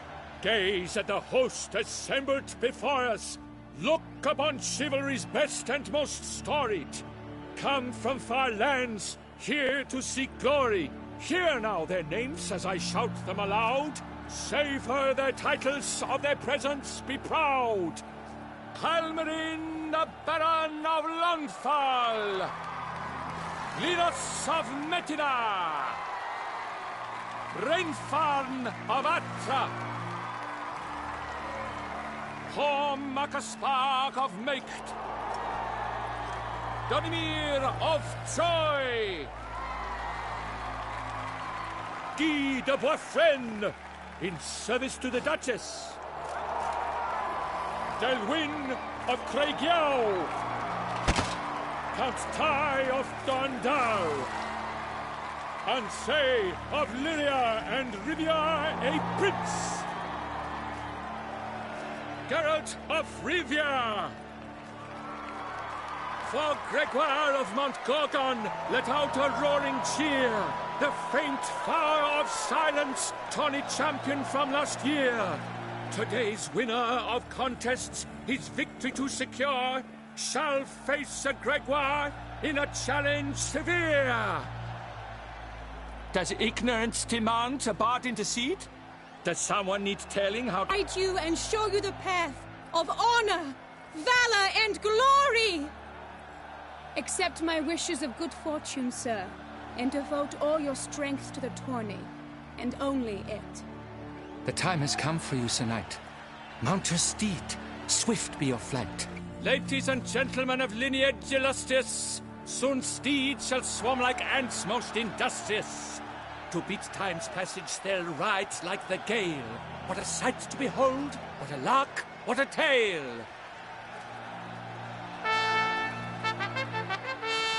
Before us Geralt from Rithia come, fast as the wind, bright as the sun.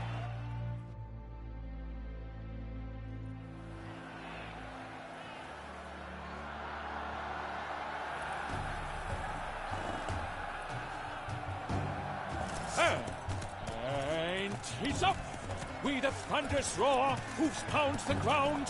No legion of drummers could make such a sound.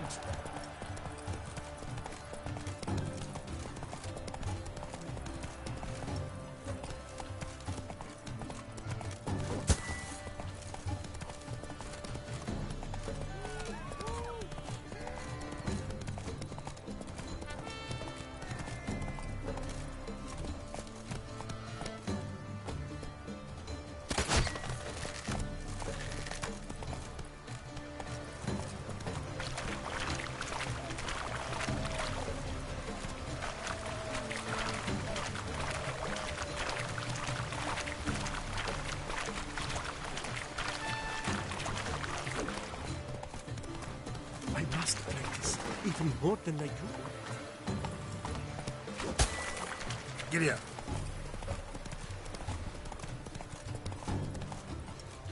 Faster.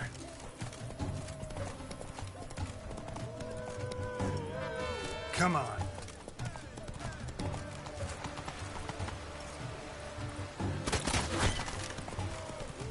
Master Richard, you wouldn't be seen.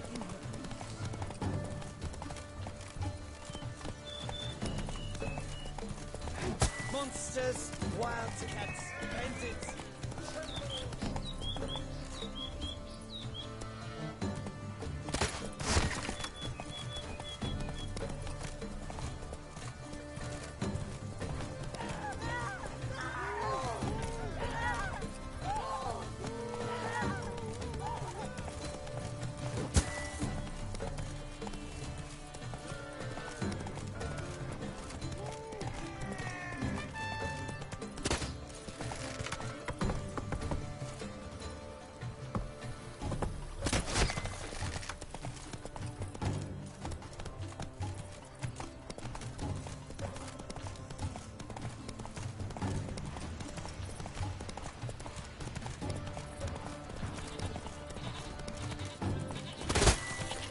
I must practice even more than I do.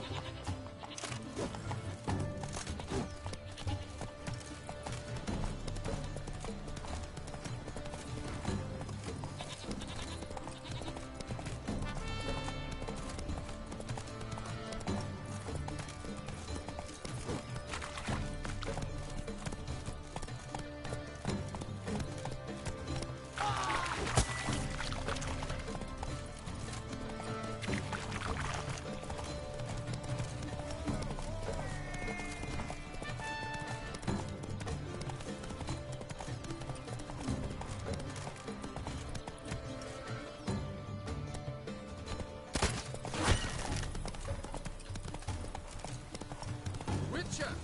Good luck on the path. I dreamt I was a wolf.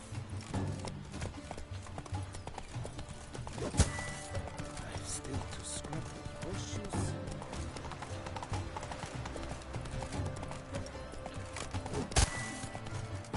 Let's go!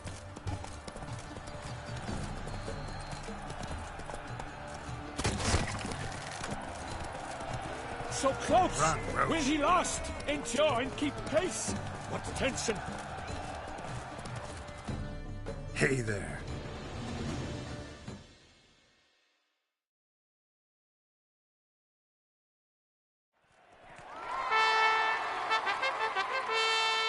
A race of such style, such grace, such speed. To watch was a pleasure, a treat indeed. To honor our entrance, praise each fair knight. We shall feast from eve till dawn's first light. The finest of wine and food shall be served. If you've blood in your veins, come collect what's deserved. I congratulate you. Here, your prize. A saddle adorned with your crest. Many thanks. By the way, my maid saw a man with white hair sneak out of my tent. Would you know who it might have been? No idea. How juvenile.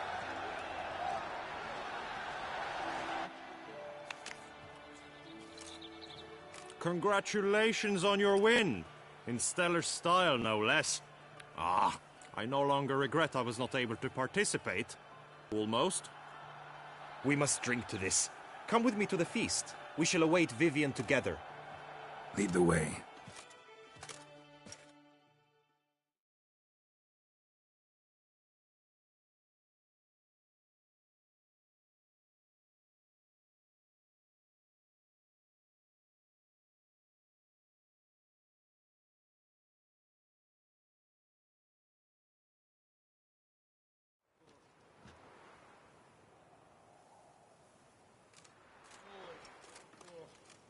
So? Any thoughts on Vivian? Her beauty's striking. That is not what I ask. Still too early to say anything I'd be willing to stand behind. Managed to figure one thing out. She uses powerful magic, masking illusions. Do you mean to say she might in truth look different than she seems? Only guessing right now. Found some clues. Got me wondering if your beloved Vivian's not a Bruxa. A Bruxa? You mean a vampiress? Not sure yet. We've still some time before Vivian arrives. Let us drink.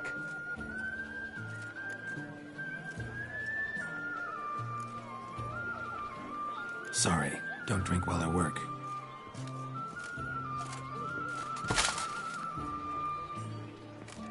Your presence at this tourney is an affront to my honor. I demand satisfaction. Head to the nearest brothel, then. Coward. Mounted combat in the main arena. I challenge you.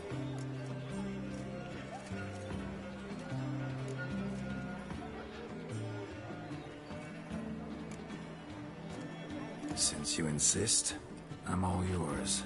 You shall bitterly regret deserting my mother's house.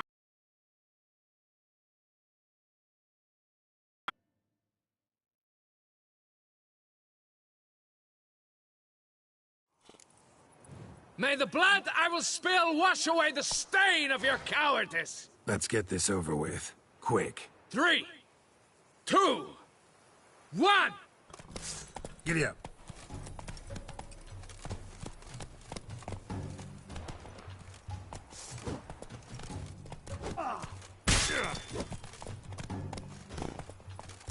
For bloody tribe's sake!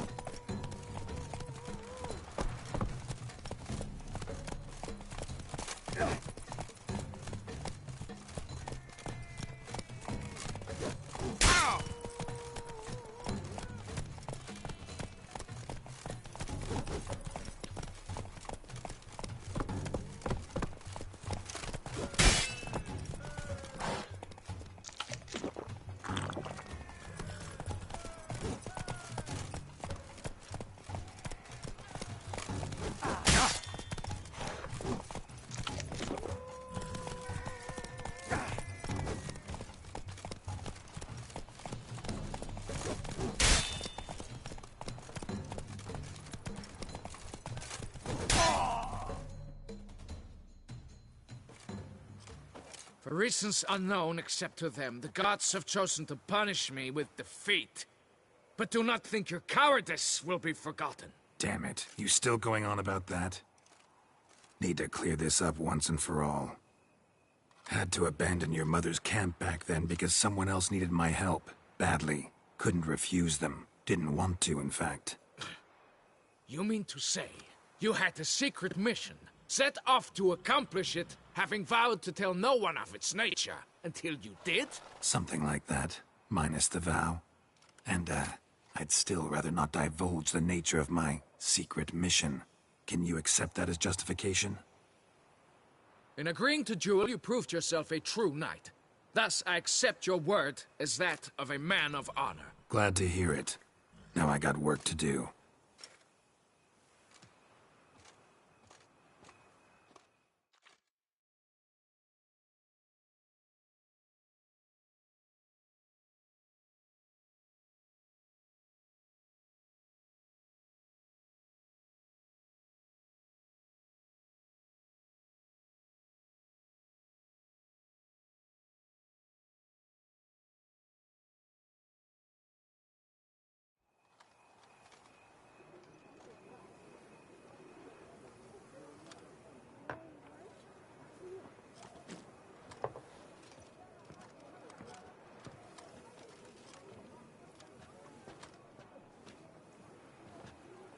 My heart swells to behold this beautiful celebration of valor and honor, and to witness you, who embody the chivalric virtues in your lives, strive for greatness. Yet, after a time of combat must come a time of peace and respite. Thus, I invite all who fought in the tourney to this feast held in your, and none other's, honor. And should any among you crave solitude, private tents await you nearby. The group melee shall take place on the morrow. Glory shall be within grasp for each and every one of you. The best among you shall have the honor to face our reigning champion, the famed Gregoire de Gourgon, victor of last year's tourney. Celebrate, make merry, revel as you will, yet be mindful of the trial that awaits you tomorrow.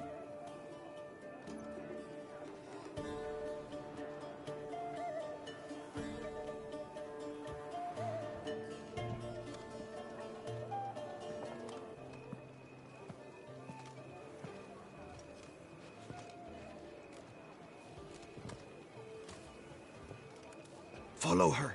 We shall meet in your tent before your last contest. You must help her.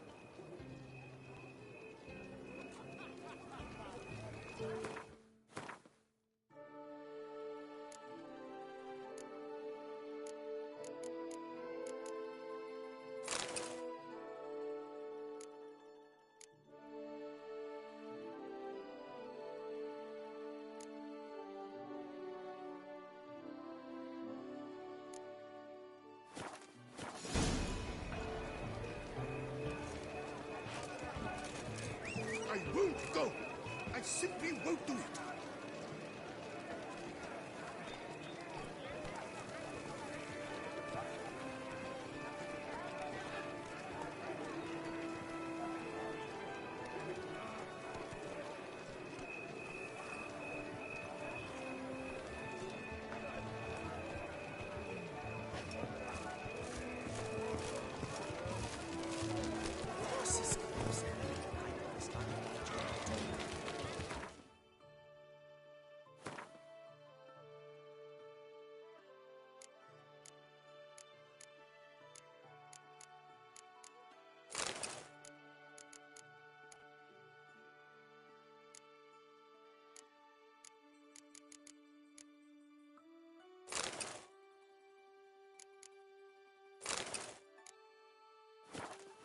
Speculation long believed, which is visit.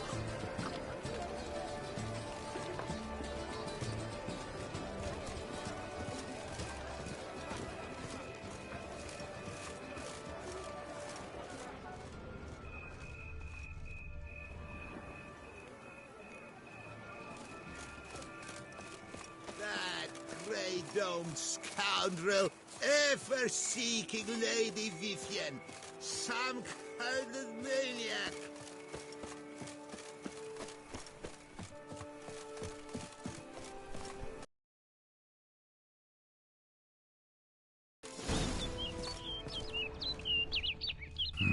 Strange. Was sure I'd find her here. Vanished, melted into thin air. And that bird. She a Bruxa?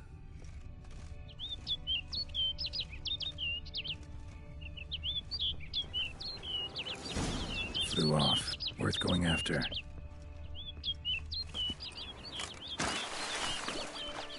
Looks like the bird's leading me somewhere.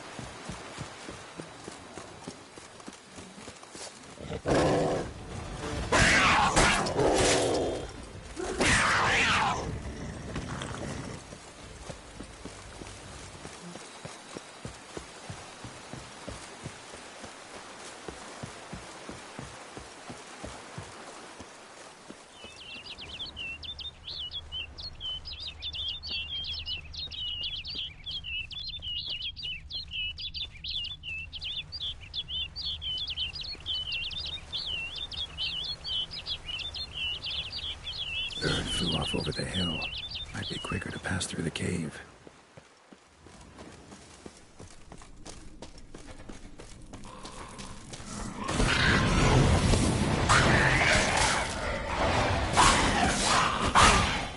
Lovely magic.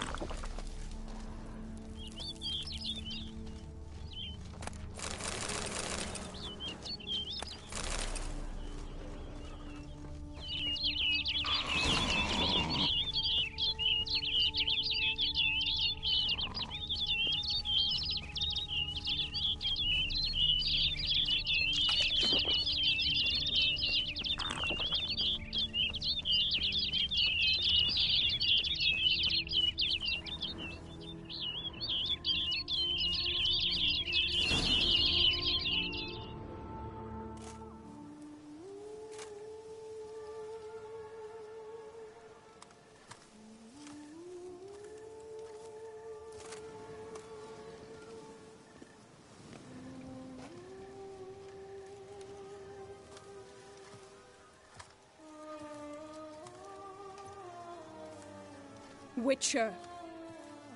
Lady Vivienne? Counted on me getting lost. I did. I thought you no different from the knights. Good at tourneys, hopeless in the face of true danger. I was mistaken. So you're not actually a Bruxa? A what? Suspicion I had, that you might be a vampire. Certain details seemed to confirm it. Then I changed my mind. Anyway, unimportant. Hear you come to this clearing often. This is where it all began. And as I was not able to evade you, save myself from you, then I want it done here. In this very spot. With no witnesses. Want what done? Why, you are a witcher. You were hired to kill me, were you not? Then do so, now. And do it quickly, I beg you. I shan't resist. Witchers only hunt monsters. And even then, not all. You're no monster. No eyes.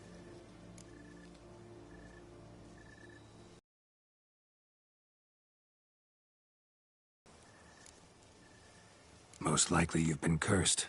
Don't know who by or why yet, but hope to find that out soon.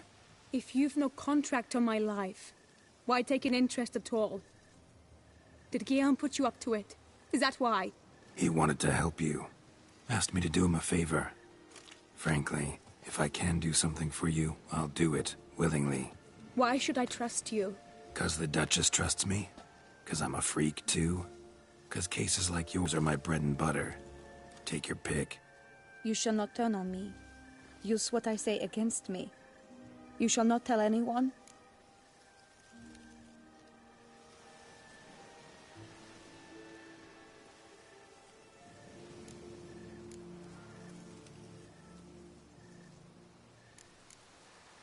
You got nothing to fear.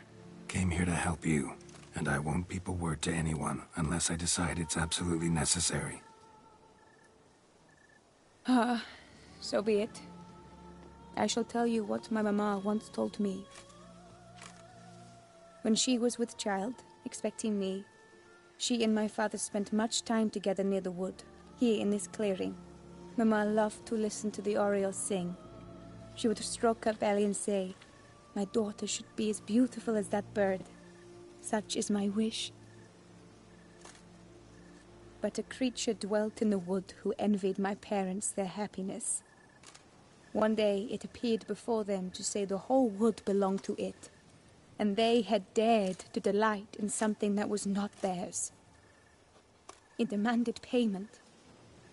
And when my parents said that they had nothing, it claimed their unborn daughter as its own. Parents ever describe the creature? They called it a nymph born of the deep woods, with no mother or father. But I was too young, too distraught by the curse's onset to ask after details. What happened after that? Nothing at first. I came into the world a perfectly normal child, and my parents forgot that day's events. But 15 summers into my life, the curse began to show. Initially only when the moon was full, but now it's advanced so that even in daytime I must use magic ointment to mask its symptoms, to look normal. Thus I thought someone had discovered my secret, then hired you to kill me. In fact, I was resigned to death in coming here. Perhaps death would be preferable to my complete and permanent transformation, for I fear that is what lies in store.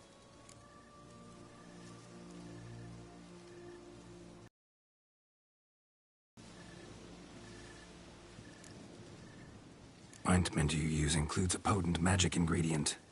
You don't have the immunity mages have. Use heavy doses, or normal doses too long, and it could be dangerous to you. I sensed this. The very reason I knew I would have to give it up in the end, and bid my human form a final farewell. The curse, it could be reversible. Once ran into a baron transformed into a cormorant, ostensibly for good. Managed to cure him completely.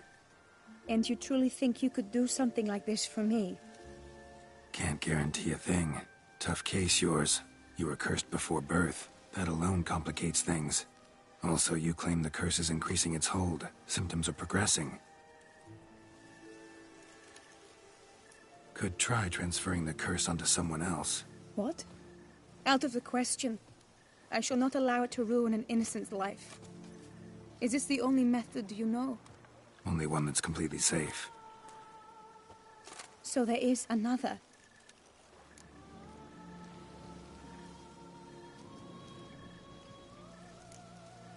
Pretty quick to reject help. Why is that? The curse once transferred would probably have a weaker hold on the new host. Lots weaker. I do not even wish to hear of it.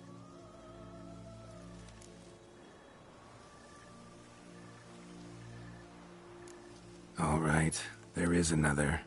Ancient ritual. We'd need an Oriole egg. Should release the curse's grip permanently. Gotta warn you, though. Could have serious consequences. Consequences? What kind? Curse was cast before you came into this world. Ritual involved transferring it to an as-yet unhatched chick. You'd be free. Thing is, you could be left with the average lifespan of an Oriole. 7 years. I understand. Alas, every rose has its thorn, and there are no happy endings. Yet truth be told, I never thought I would get one. I came here prepared to die, yet you wish to give me 7 years of life. Real life, free life. This is no dilemma. I agree. Wholeheartedly. I see why. I understand. Don't have to decide just yet. Think it through. I will. They must miss me at the tourney grounds by now. Shall we? Return.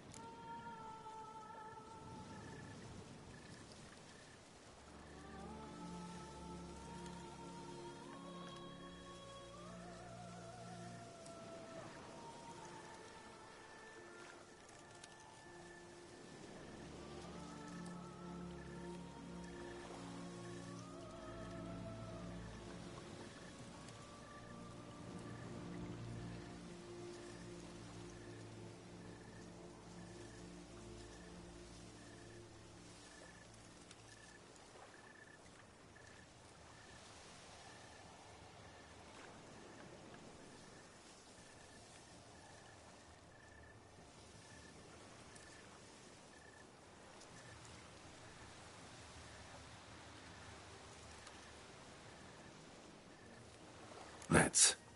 But are you gonna... Yes. I cannot appear there all in feathers. Pardon me for a moment.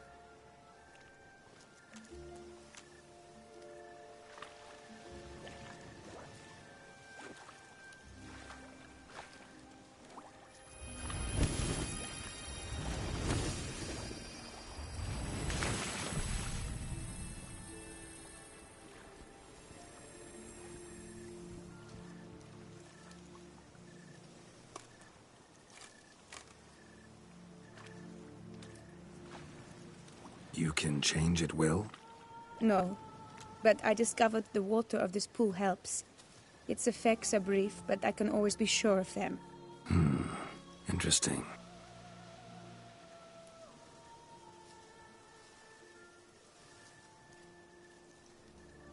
Come.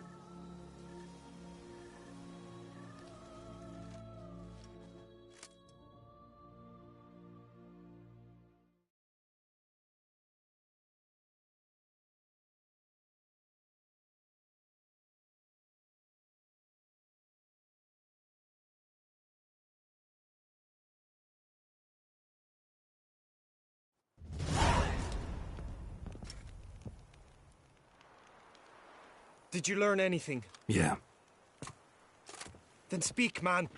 Can you not see I'm out of my mind with worry? What ails her? She asked me not to talk about it. But I want only the best for her. Perhaps I shall be able to help, or, I don't know, console her at the least. We were both right, actually. It is a curse. One that's transforming Vivian into a bird. Her condition's getting worse. Gods! A curse that is a worse affliction than disease. What now? Can you help her? That'll depend on her. I'll try if she asks me. Significant risks involved, though. Shortening her life to about another 7 years included. What? This is not what we agreed. Doesn't matter what we agreed. It's Vivian's decision. She can either try it or not. Of course. But I could not live in the knowledge it was I who brought an ill fate down upon her. Heard of one other method that could work. Curse could be lifted via her reflection, say in a pool of water. Thing is, we'd need someone who'd willingly assume the burden of the curse. Take it on in her stead. You mean, become a bird themselves? Theoretically. See, curse grows weaker once it's transferred. Might end up as just an appetite for seeds and worms. All outcomes are on the table, though. Death included. I am prepared to sacrifice. Give my life for her. Just as King Fridank's knight did for the beautiful Queen Sero. Knew that already. But are you prepared to swallow bugs for the rest of your life? Yes. Which method do you believe to be best for Vivian? Don't know yet. But you have some notion, have you not? Do not tell me you seriously consider drastically shortening her life when I stand prepared to shoulder the burden.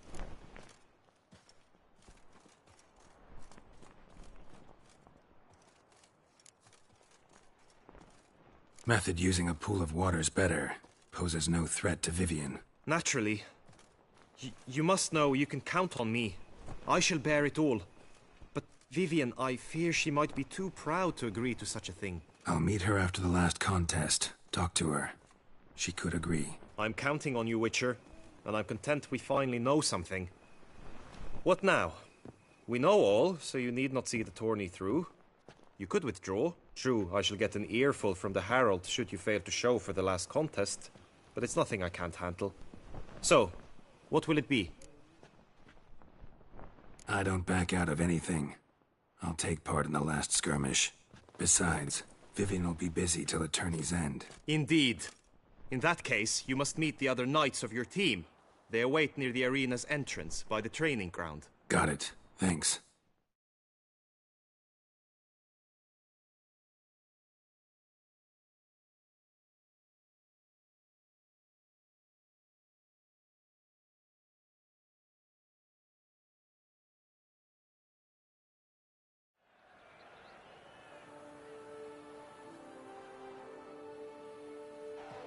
I know now the two teams' rosters. I shall be captain of ours. That means you shall do as I say for the duration of the fight. Is this clear? Palmer and Alonfo will lead the opposing team. With this skirmish, we commemorate the Battle of Fox Hollow of 1218, when a Hans of Southern outlaws led by Halar the Brown attacked Tucson only to be driven off by brave knights, thus setting a precedent. Since that day, knights-errant have guarded the duchy's borders. Palmerin drew the short straw, so his team shall play the barbarian Halar's men. Any questions? None. I doubt you will do us any good. You know nothing of knightly combat as a witcher. Try at least to stay out of our way. It is time, gentlemen. Take your weapons and proceed to the arena.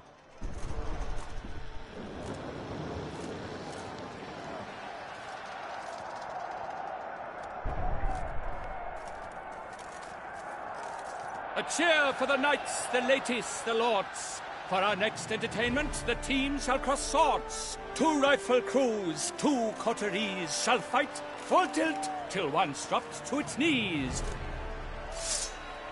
Who virtue ignores or lance blows unclean shall forever be branded as shameful, obscene. While the knights prepare, let me say I'm elated to behold such a crowd on edge, breath-baited.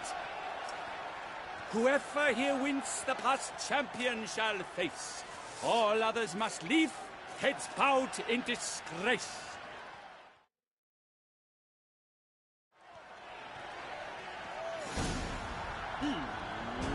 Let us begin! Crowd, raise a ruckus! Blood, sweat and tears shall soon follow in buckets.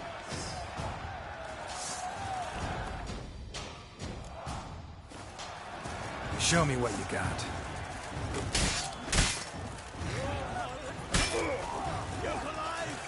I shall never retreat, not one step.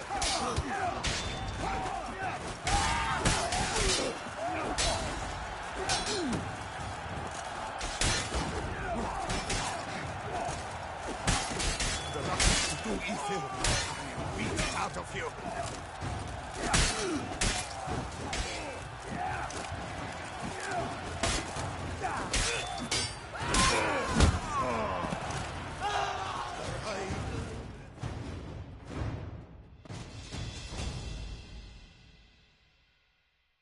The world's never seen a fight quite so glorious. For showing such verve, each knight was victorious.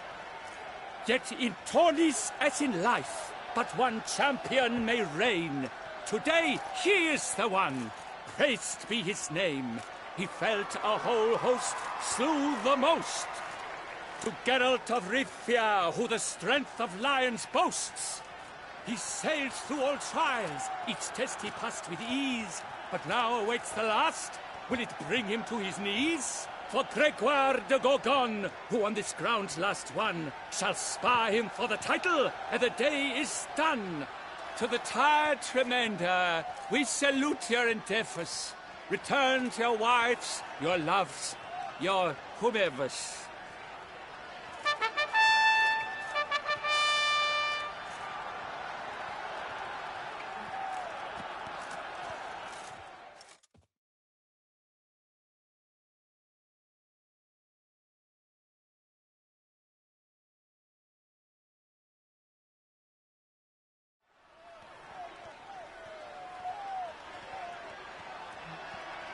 It is time. Step into the arena. Should you suffer grievous harm during combat, have you any last wishes, any missives you wish passed to your loved ones? Thanks, I'm fine. The Witcher of Rivia, Geralt his name. Though aged be his visage, do not disdain. His locks true are white, but he was born to fight. Now entering the grounds, a titan of infamy, Gregoire de Gorgon, victor of Lasses Tourney.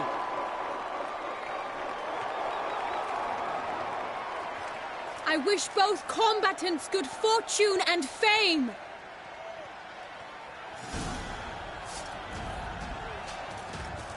Pacing the grounds, the titans look stairs, ferocious and spry as wolves hunting hares. Mesdames et messieurs, our victor, our champion, the unequaled and silent Gregoire de Gorgon! Hip, hip, hooray! Hooray! And now a few words from our sponsor, the Tufo Vineyard. For strong bones and teeth, drink Tufo. A wine for your table.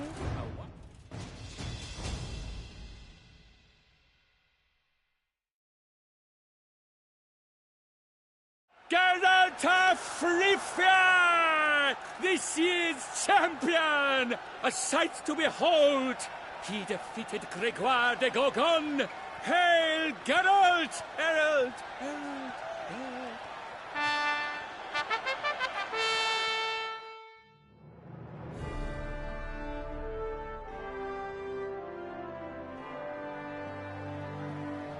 As patron of this grand tourney, I've the honor to decorate our grand champion. His vow he made upon the garter of Her Illustrious Highness Anna Henrietta. Doubtless the Duchess's grace carried him to the splendid victory. He showed great courage, great strength, great composure. He fought nobly with honor, and thus rightfully deserves the title of this year's Champion of the Arena! I need to talk to you. Not now. We shall meet later in my tent. I have duties to attend to, as do you. Folk regard you. The least you should do is wave.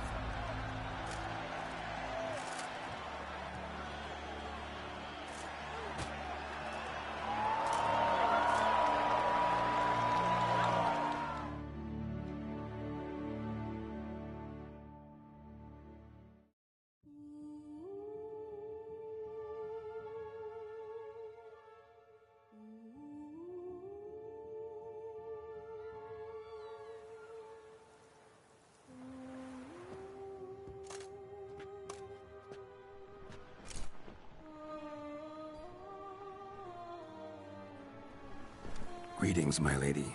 Have you decided? I have. I stand by all I have said. I wish to endanger no one, and thus choose the method involving an egg. If it's to be the egg of an oriole, I know where to find one. There is a nest in my clearing. Might you explain the nature of the ritual? Its exact course? Sure. Want to tell you something, though. Think we should try the alternate method first. I was clear. It is out of the question. Let me finish. Second method's less than reliable.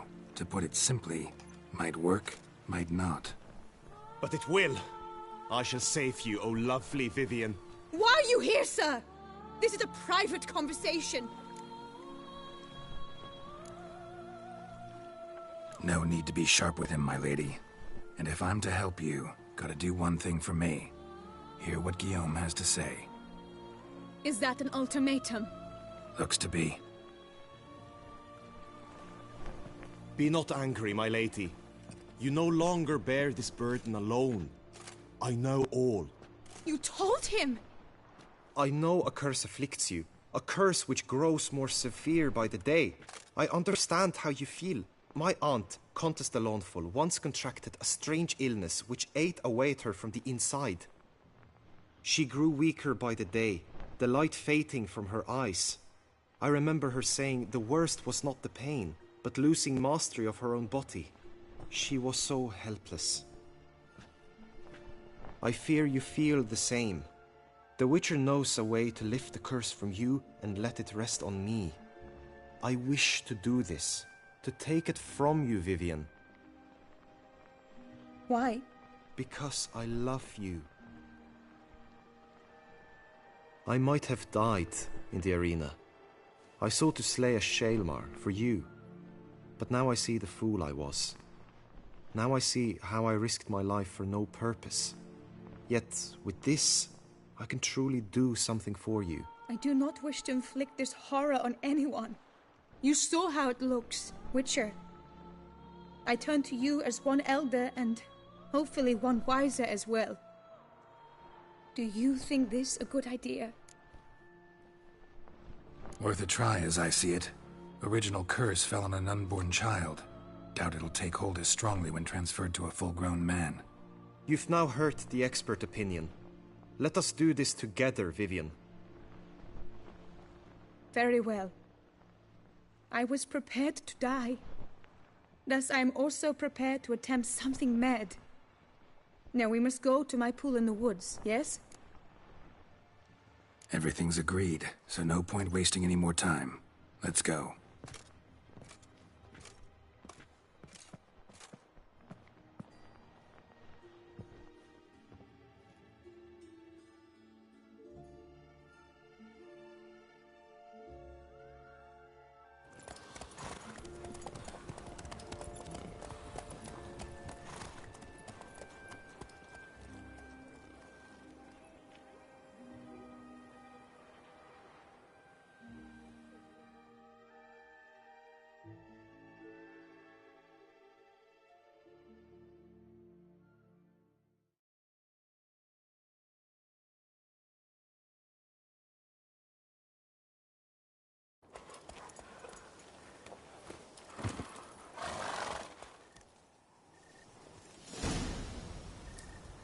the aunt you mentioned? What became of her? She passed on.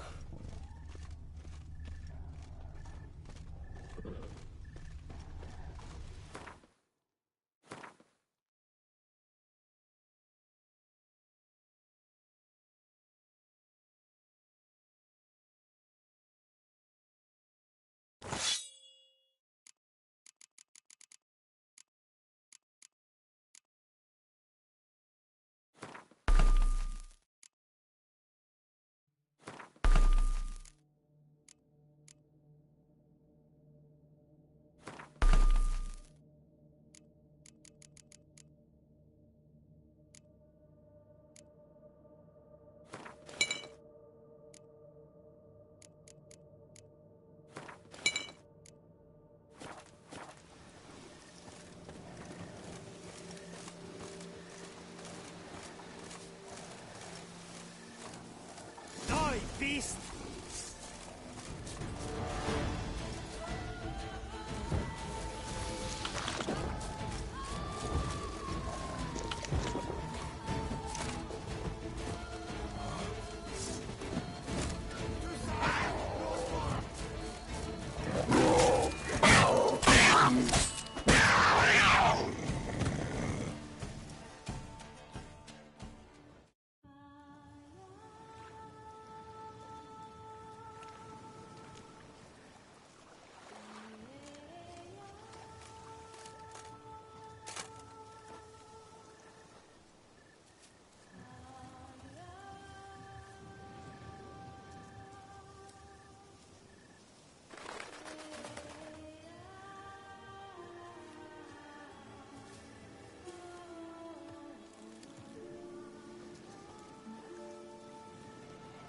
So, this is my true form. It is not too late. You may still change your mind. It will bring no shame. My mind is made up. My resolve is firm. If you can handle it, so will I. You are beautiful to me, even as you stand now.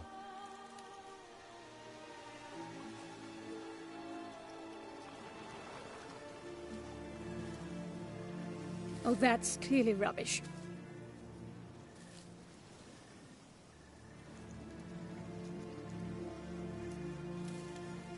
Shut your eyes, both of you, and don't move.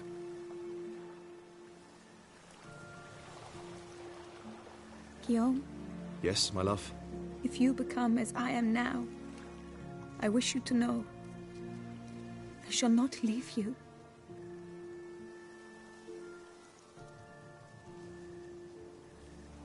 Picture yourselves reflected in a pool of water.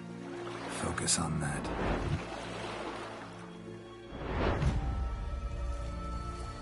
Now, open your eyes.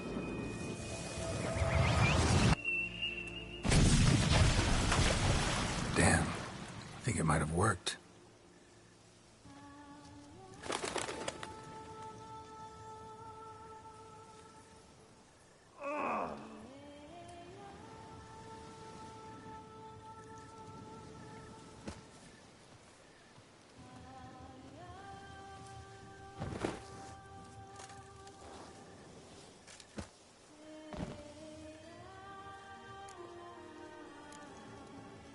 Honestly didn't think this'd work. Doubted anything would happen. Read about this ritual in grimoires. Descriptions all seemed dramatic, embellished. All stipulated a condition that seemed improbable. What condition was this? A real bond between those involved. True love. How do you feel? In general, you feel it change, Guillaume? I was struck hard, as if by a battering ram, but now I feel not at all different. Apart from a slight itch on my skin. Are you certain it worked? Yes, something happened, definitely. Must be an intersection beneath this pond. Powerful magic at work here. Look at Vivian.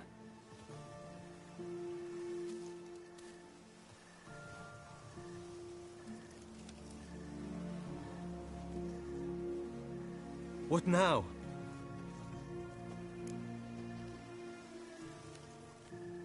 Now? Now you get to live together, happily ever after. Still, watch yourselves carefully. Notice any troubling symptoms, find me. Naturally. I thank you, Geralt. Oh, and your payment. At last! I've so much to make up for. Balls to attend, distant lands to see. Free at last, as a bird. Ha! I find you droll. I had not noticed before. But you will not fly away without me. That remains to be seen, I think. But I too must thank you, Witcher. Don't mention it. You take care, both.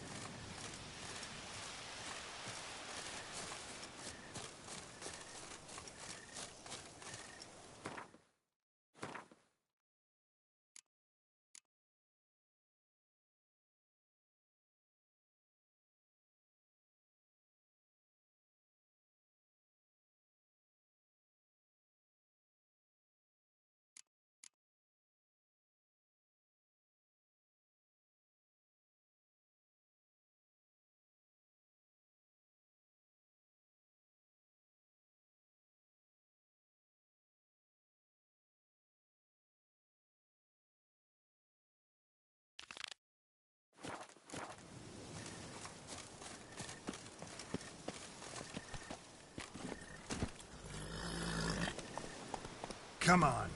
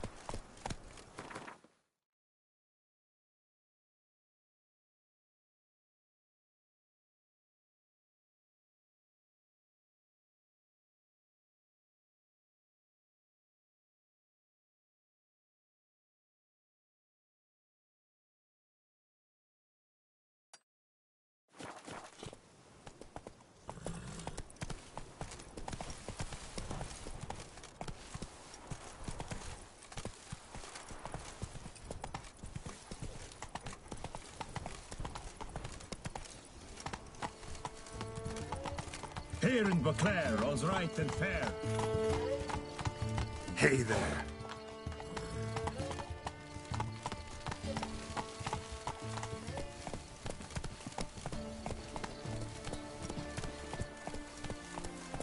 Move it.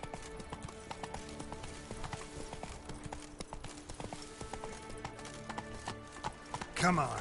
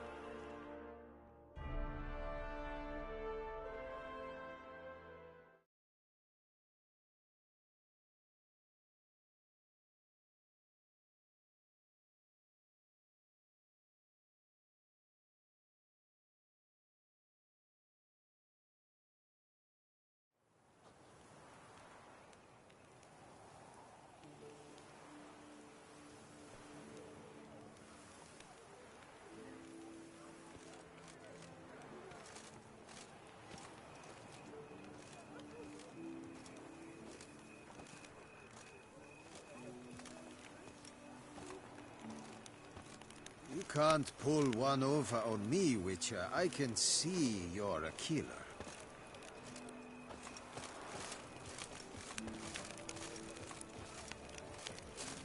Guess it's a champion. The gods have sent the beast! Long live the champion! Give us the heads I to the could Dornies use victory. one like you. To bring water from the well to show off about town.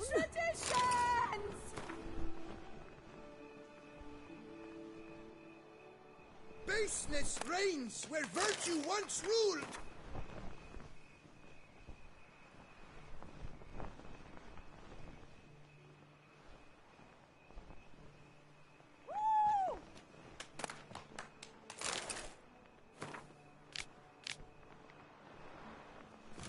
Long live the champion!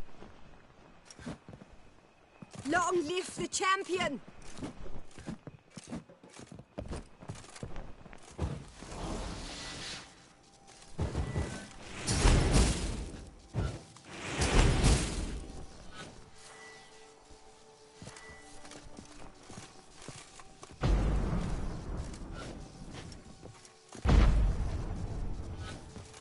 Greetings. Long live the champion!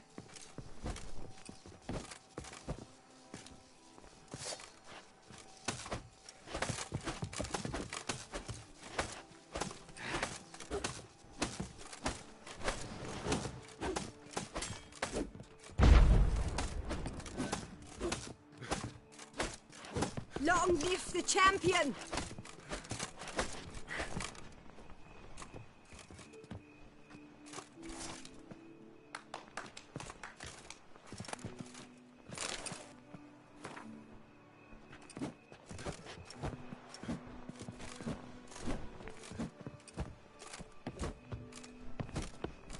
Long live the champion!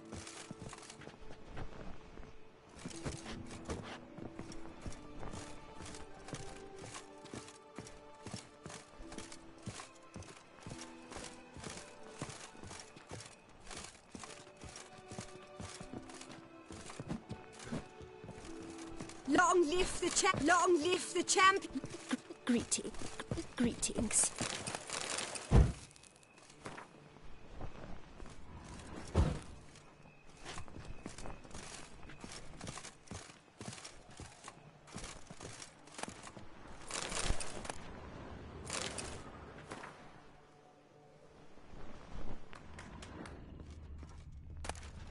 Long live the champion!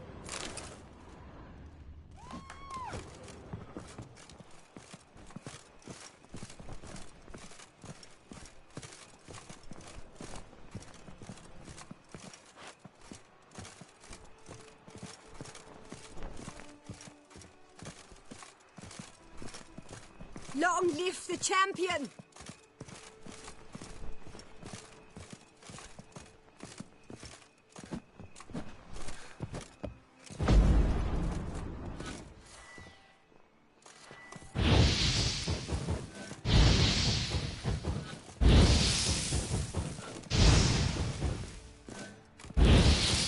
Long live the champion!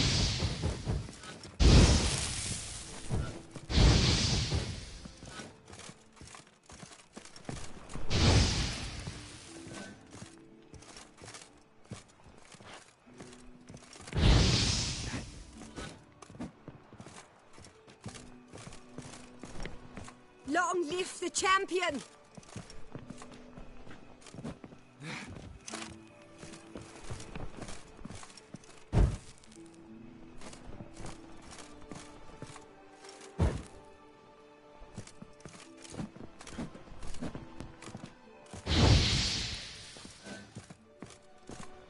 Long live the champion! Falling on an empty stomach. Oh, dreadful.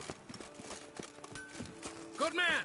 I need a fresh set of shoes for my mouth. Promptly. You are Sir Geralt of Rivia. Bridge your crest. The Tawny's victor. This is a great honor.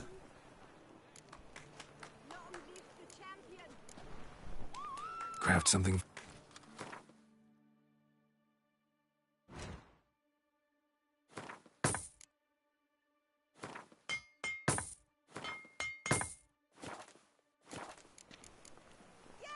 So long. What are your needs, master?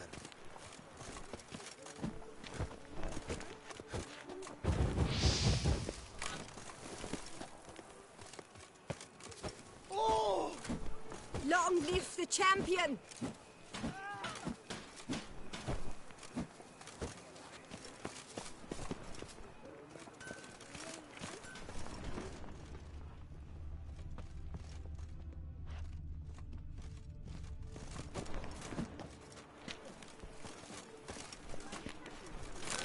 Long live the champion!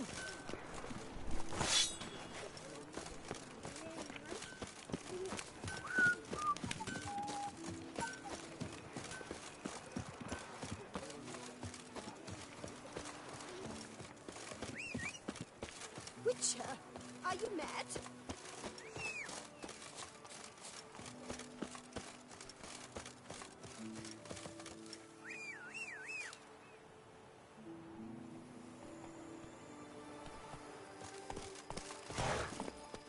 Go, go.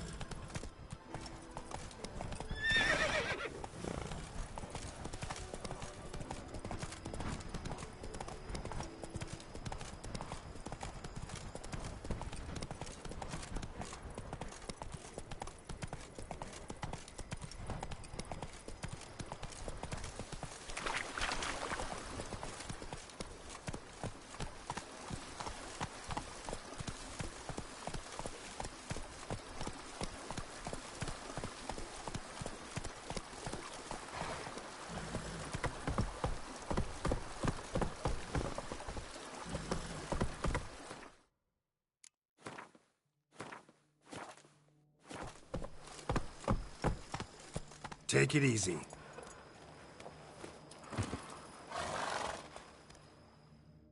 Welcome home, sir. I am Barnabas Basil Faulty. By order of the Duchess, I shall serve you as Major Domo of Corvo Bianco. I previously served with distinction at the Nibli family manor and in Nazaire with Admiral Rompali, who, as you are certain to know, is an extraordinary, demanding gentleman. Whoa, Barnabas Basil. One thing you ought to know. I'm not your typical landed gentleman. Truth be told, this is the first real property I've ever owned. Oh, in that case, you must leave it all to me. I shall organize, see to everything, and whip the house into order. I dare say this place will soon be the most prosperous vineyard around. Great. Can already see I'm in good hands. Vineyard comes across as a place with a rich history. Know who owned it before me? Baron Rossel, who went bankrupt, forcing him to sell the estate to the Duchess.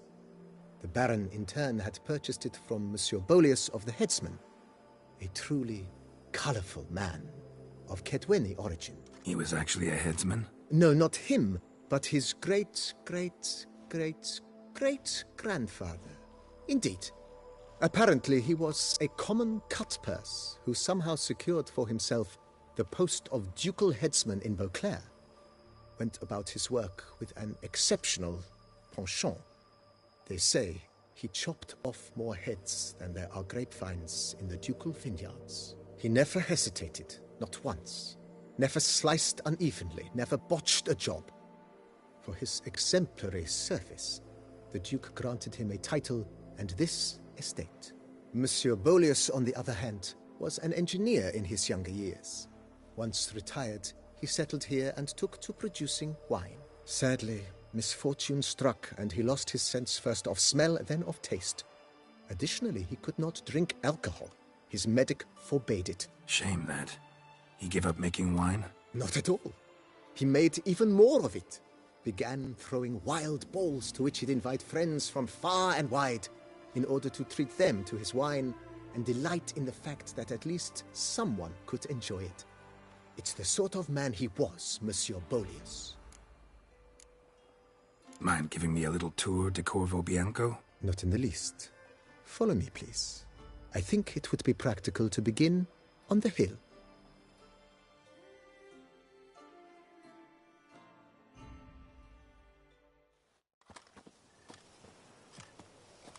Behold, sir, your estate in all its splendor. Pretty vast. Indeed. And now, sir, allow me to show you a handful of interesting details. Follow me, please. Been a major domo all your life? Yes, I come from a long line of major domos. My father was a major domo, as was my grandfather before him, as was my great-aunt. In fact, she was the one to start the tradition. Great-aunt? A hard woman. It is said that already as a child, she knew where she was going and went there. When she arrived in Beauclair, she signed on as a chambermaid at one of the vineyards, then slowly worked her way up to Major Domo. She dragged the rest of the family up the same path.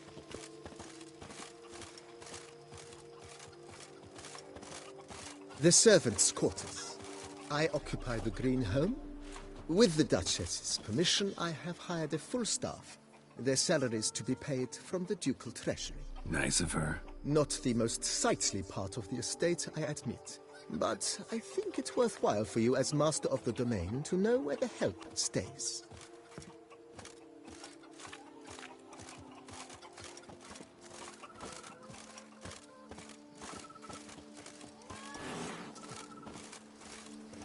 Baron Rossel ordered the vines in this part of the estate uprooted and olive groves planted in their place. They look beautiful, especially come spring. Don't look at all bad now, either.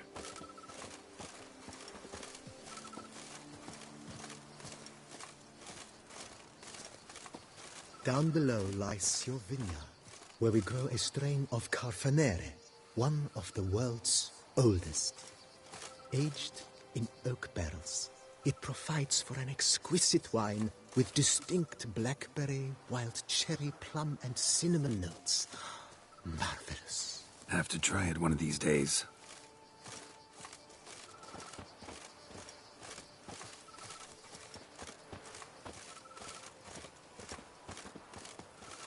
Nice well.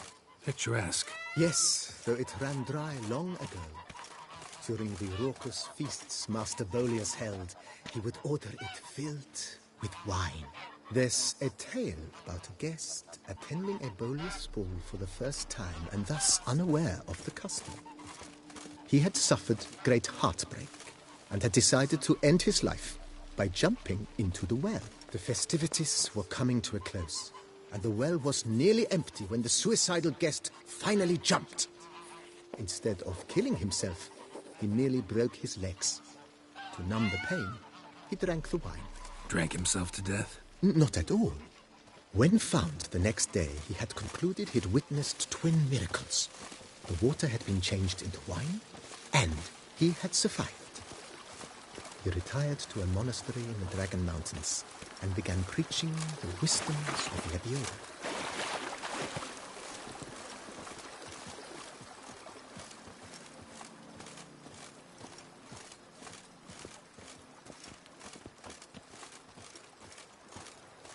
Monsieur Bolius' wife Nina kept a garden here.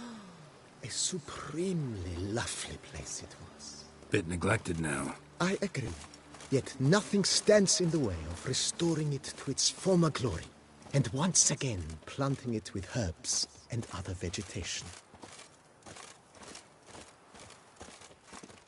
Follow me, please. Madame Nina planted diminutive, delicate flowers and herbs here. One might say their aroma still hangs in the air. You're quite the romantic, Barnabas Basil.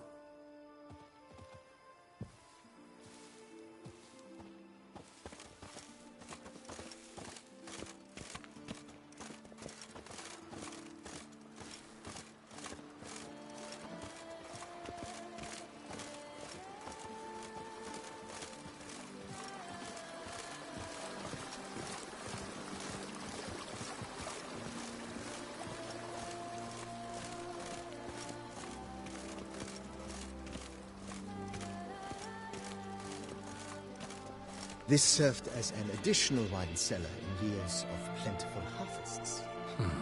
Bit of work, and it'll make a fine stable for Roach.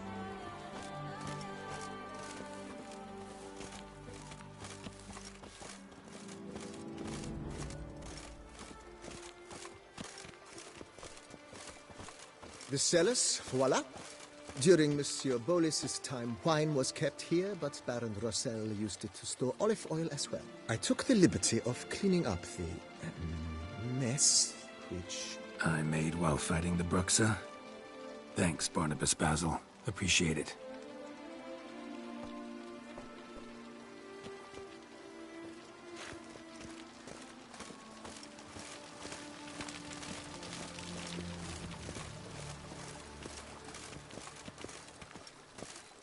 As you can see, the facade is, to put it, slightly stained. But one cannot deny it, a certain subtle southern charm. True, though it could use a bit of subtle paint.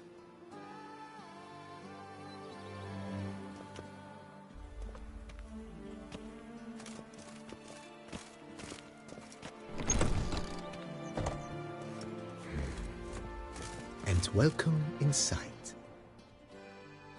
On the left is the master bedroom. On the right, the dining hall and kitchen. Upstairs, you shall find the guest room, currently used for storage. Not a bad idea. At the moment, the house is only minimally furnished. Yet I believe we will, together, devise some innovative arrangements. A few paintings, for instance, would breathe new life into the abode immediately. With that, sir, you've seen the full lay of the land. Corvo Bianco is a beautiful estate. One must admit, time has taken its toll.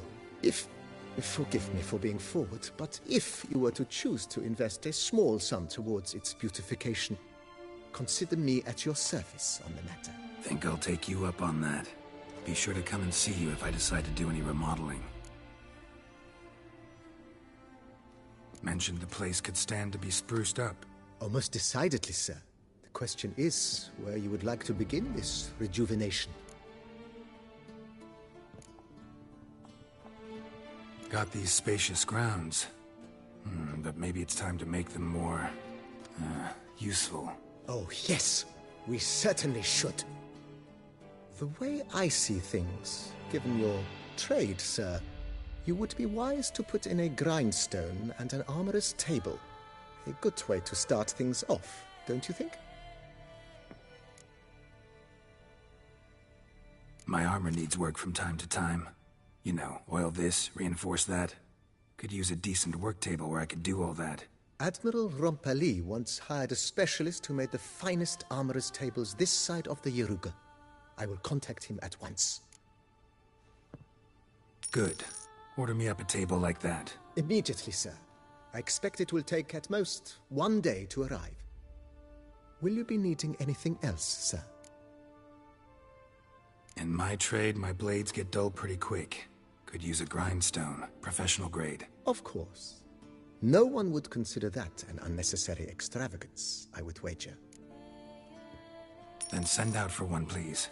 A high-quality stone to be set up in the yard. Of course. I shall send a runner to town at once. I believe you shall be grinding to your heart's content by tomorrow. Will you be needing anything else, sir?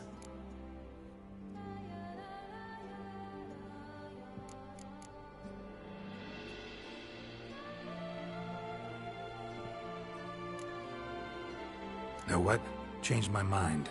Not in the mood to talk about redecoration today. But I wanted to ask you something else. I shall be glad to answer your every question, sir.